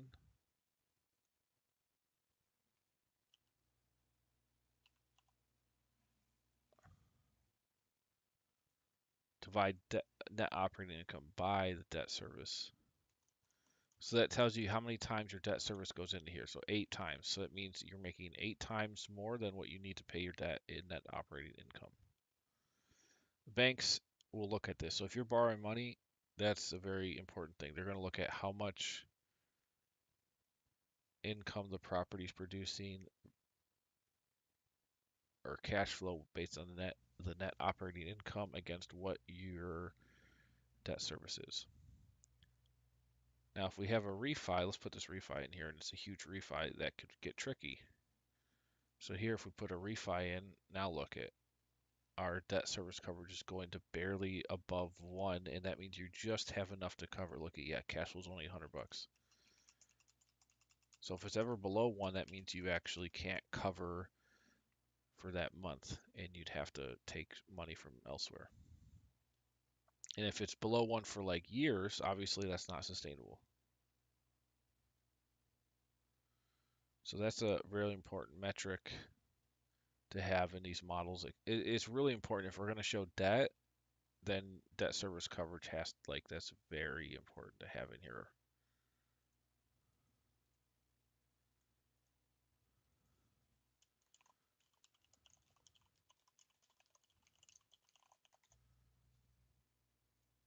Okay, looking good. So we have one of these done. This represents all of the pro forma of doing short-term rentals and all the financing aspects, all the revenue expectations. We've got seasonality logic, expenses, everything is really, really cool. Let's put this over here.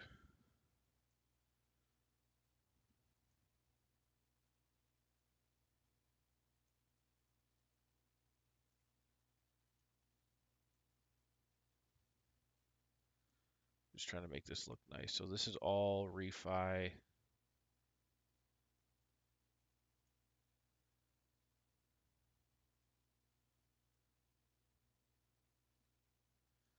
Let's try and put these assumptions next to where. So refi caps are relevant for the valuation. In proceeds, amortization, and interest rate should probably go here.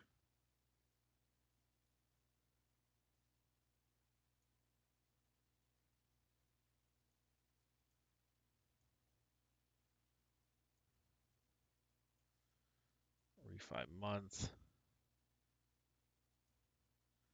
So refi cap, payments per year, amortization, interest rate. Let's put interest rate here.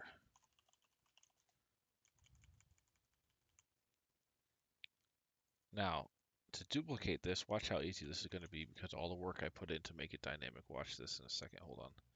Interest rate, amortization, refi. I just want to make sure these are all in the right spot. I believe so. All right. Well, there's no one here to see anyway, whatever. They might be here if you watch this far. You're really going to be learning some stuff.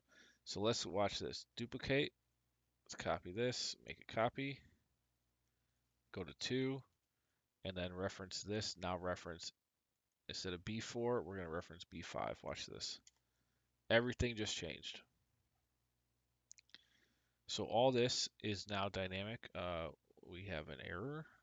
What's our error? Wait. Oh, because there's no refi happening here. So hold on, let's check this.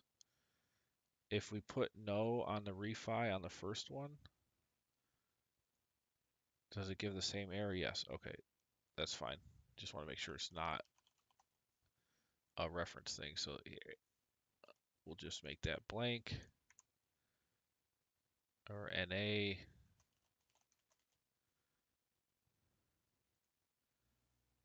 We can just paste that in here. So that's fine if there's no refi happening. Whatever, exit month, taking the trailing 12 month 23,000 and exit cap of 8%. So 23, let's just do some checks here. Exit cap 28, yeah, that's about right. Selling fees, this is looking great. Let's say there is a refi, put these in. This is a big one, make sure this works now. Oh wait, and make sure, hold on, we gotta put it for using debt. All right, so we have debt, refi happening in month 36. Is that the month here, or month 30? Oh, wait, yeah, month 36, let's say it's 24. Just to change it up. Yep, so 24, and now we only borrowed 63,000 because the purchase cost was only 100,000. 63, refi val 123, refi proceeds, principal interest, new debt service, repayment of the old debt service, that looks good, and then we start with our beginning ending balances. Okay, and then at the exit, we repay this amount. Yep, and this ending balance here because we're paying principal and interest. And we have an exit value. All right. Perfect. Looks like everything is dynamic here. Just want to make sure there's no references to the first tab or the tab 1.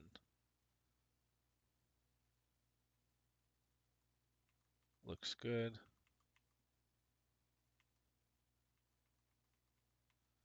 Let's check this. Yep, all these look good. We just don't want any references for the actual tab 1. Okay. Yep. Okay. We're in business, I believe. I believe it. Let's see, is this... okay, so here's a reference to tab 2. We want this to be... We don't want anything saying the tab name because that makes it difficult if you start copy and pasting. So just make sure nothing says that.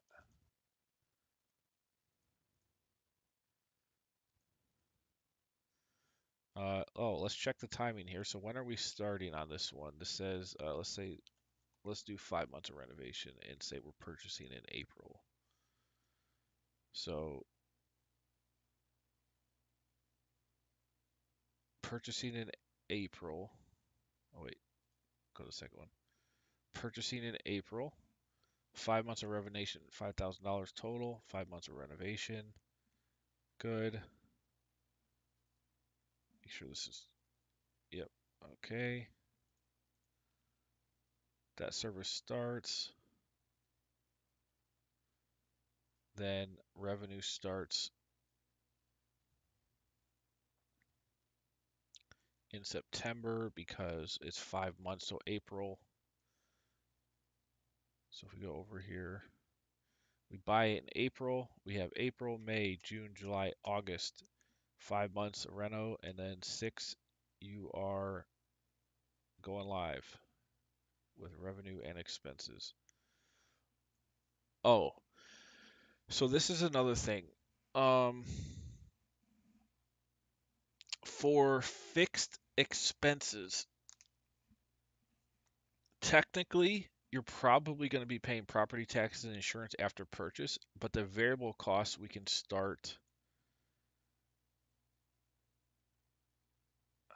Utilities. See, you're probably paying some of that, but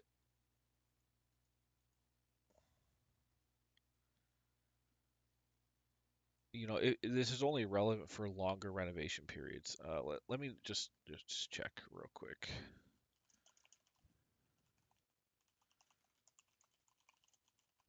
I'm sure you do, but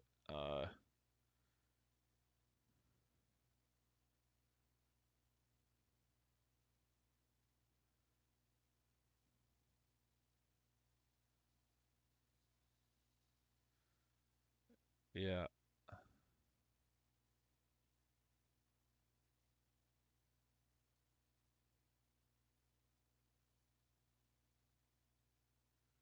yeah.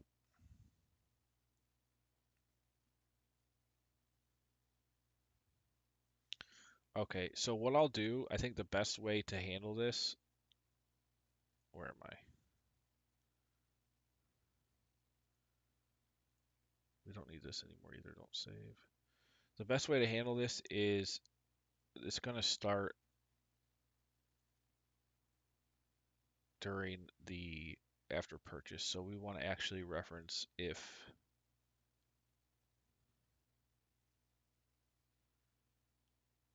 not if D8, if 49. Let's try 49. Let's see if this worked. Okay, starting earlier. Let's make sure it stops on the exit as well.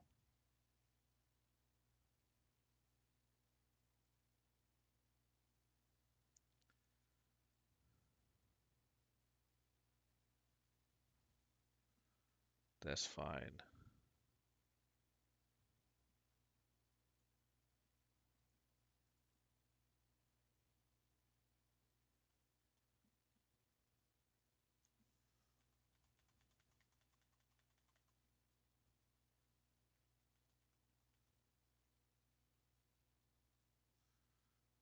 So technically,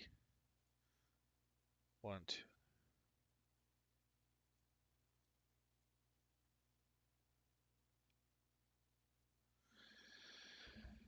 and we'll start the.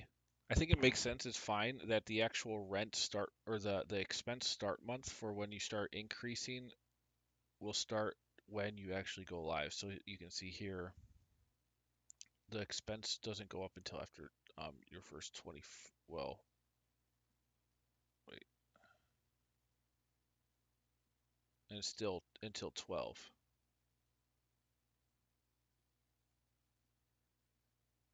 So here, 1, 2, 3, 4, 5. You're paying these during renovation, you're paying those taxes, but the actual counter for when you start increasing the expense will be based on when you go live. So here it goes up every 12 months after that date, and that's fine. Okay, so 49. We'll just change all these to 49. It's a good thing I did this before. I duplicated all the tabs. And I remember talking about this, I just forgot to implement when I got into the fixed expenses.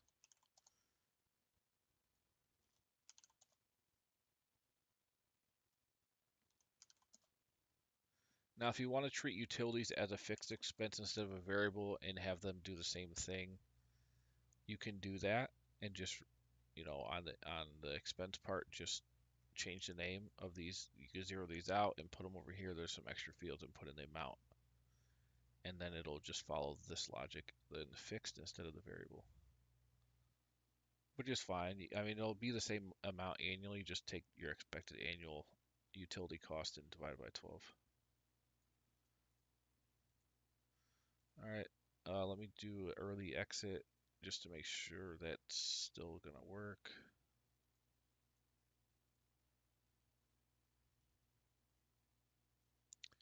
And it does not. So, hold on. Uh, it was referencing this, which automatically zeroed out. Now it's referencing 49. So to make that work, and this shouldn't mess anything else up. can just say if we're beyond the exit month, then 0 out, because nothing should be working after the exit month anyway.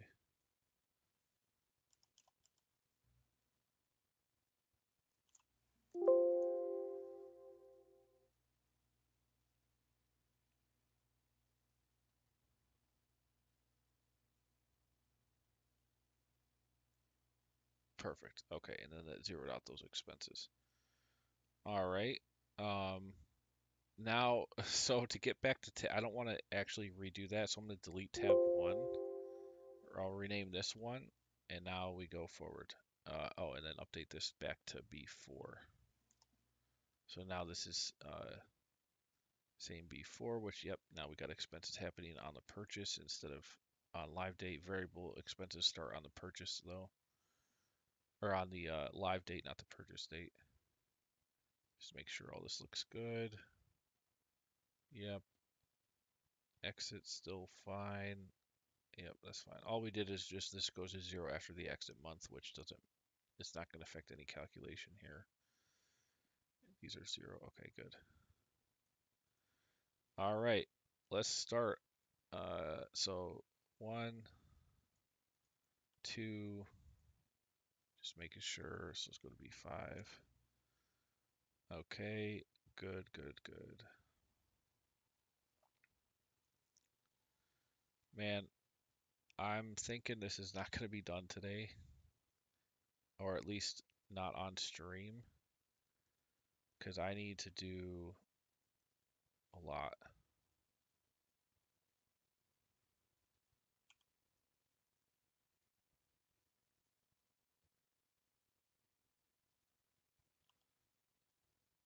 But it's worth it. This is a really popular new thing. It's going to be a long-term thing, and this is really, it's going to be a nice real estate model for a lot of people. 1, 2, 3, 4, 5, 6, 7, 8, 9,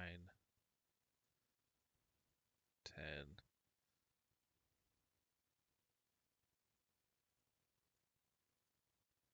11,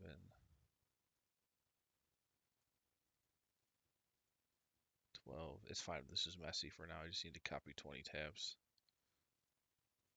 13.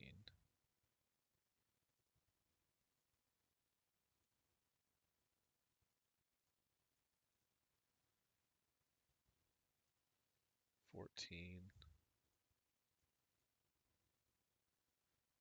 15,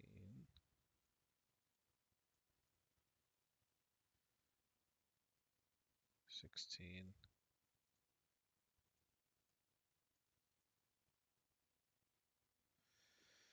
17,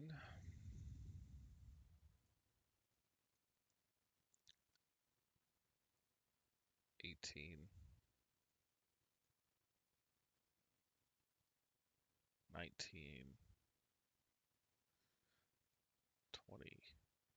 Now, I'll have to copy 20 more when I do the annual tab, and it'll show all these on an annual basis instead of a monthly. And then I'll have to aggregate the monthly and annual as well.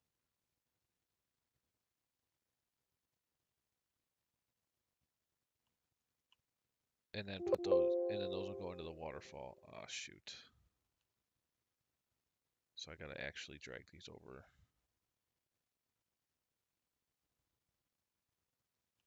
Unless I just change the names.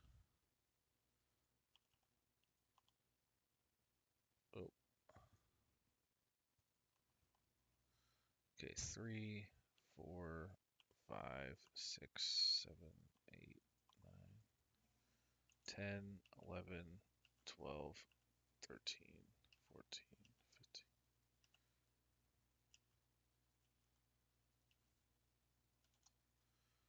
Okay, so now we had to make sure we start. So B4 is 1, so we're starting on B4, so 2 should be B5. This should be B6. 7, 8, 9,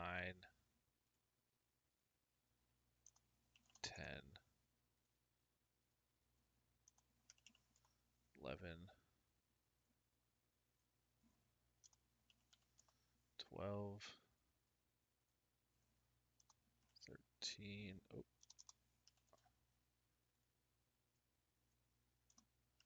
14, 15, 16,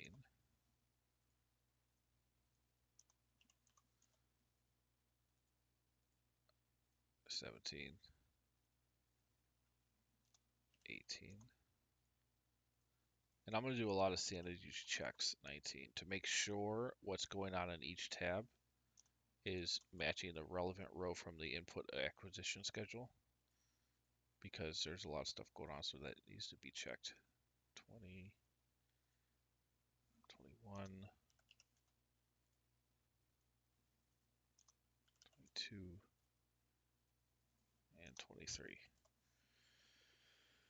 So let's check this. The go live here would be October 2023, purchase October 2020. What did I say? October 2023 or August. So August, reno is 2 months. So October 2023 is live date. So that looks like it's working.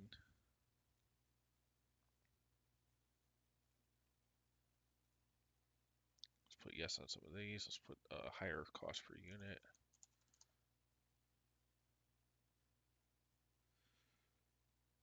Okay, that's that. Loan 325, which is total price. If this is yes, total price times percentage financed. Principal interest, debt service, debt balance, cash flow. So you can see how good this is at planning out. Like, doing this over time is really powerful. Refi in month 48 of the loan age. Looking good. Repay the initial. Refi val. Oh, you actually don't have enough based on the operational activities to repay that. But again, my numbers are arbitrary. When you put in actual numbers that represent a real deal, you will not have that. But it's fine. The logic is working, so that's all that matters. So then you have that, and then you have the exit. Okay, it looks like all the difficult logic is working. This is going up. Unit counts 1. This looks like it's working.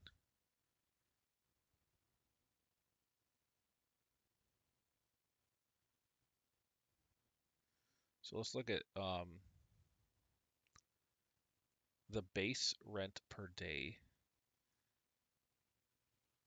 is a starting value that goes up over time, every 12 months. And then you multiply that by the seasonality, or the rent charged in different months to get the actual rent, and then that's what drives revenue based on average days occupied per month. Okay, this is all good. So this is what we can do when all of the source data is able to be indexed and we get all this dynamic. This is all dynamic now.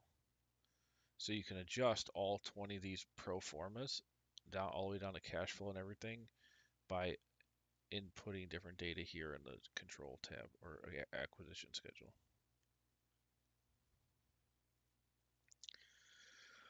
Okay, I mean, so this is at the base, this could be used, but obviously we want to see annual summaries, so I have to do all these on an annual basis. We want, people are going to want to see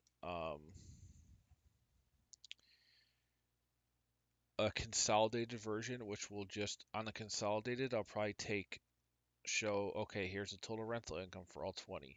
Here's the total fixed expenses or here's the total expenses for all 20. Here's the total net operating income for all 20. Here's all the main line items.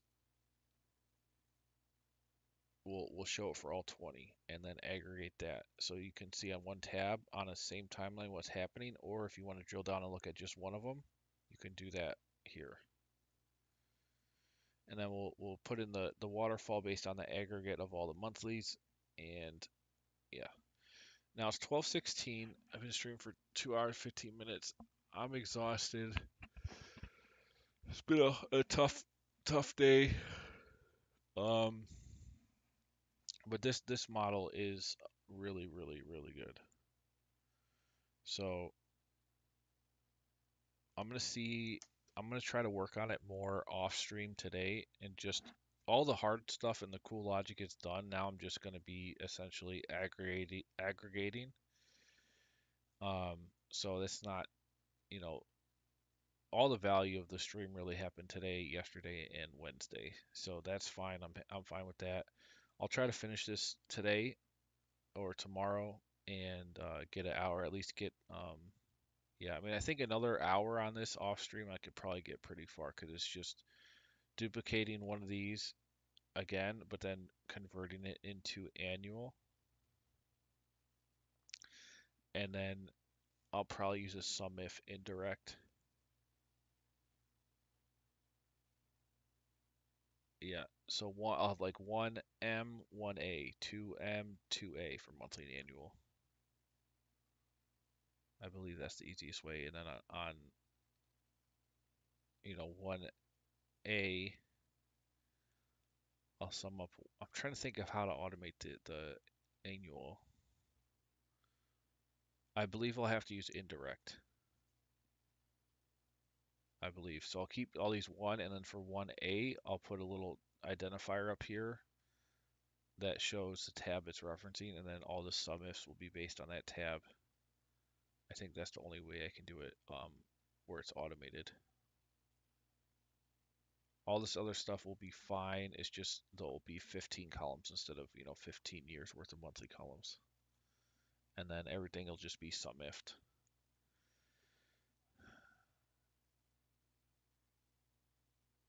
All right. Now the other step, like I will get all this done. I think I do want to add consolidated financial statements on top of this, which is like income statement, balance sheet, cash flow statement. I mean, all the data is already here, so it's just a matter of fitting that into the financial statements.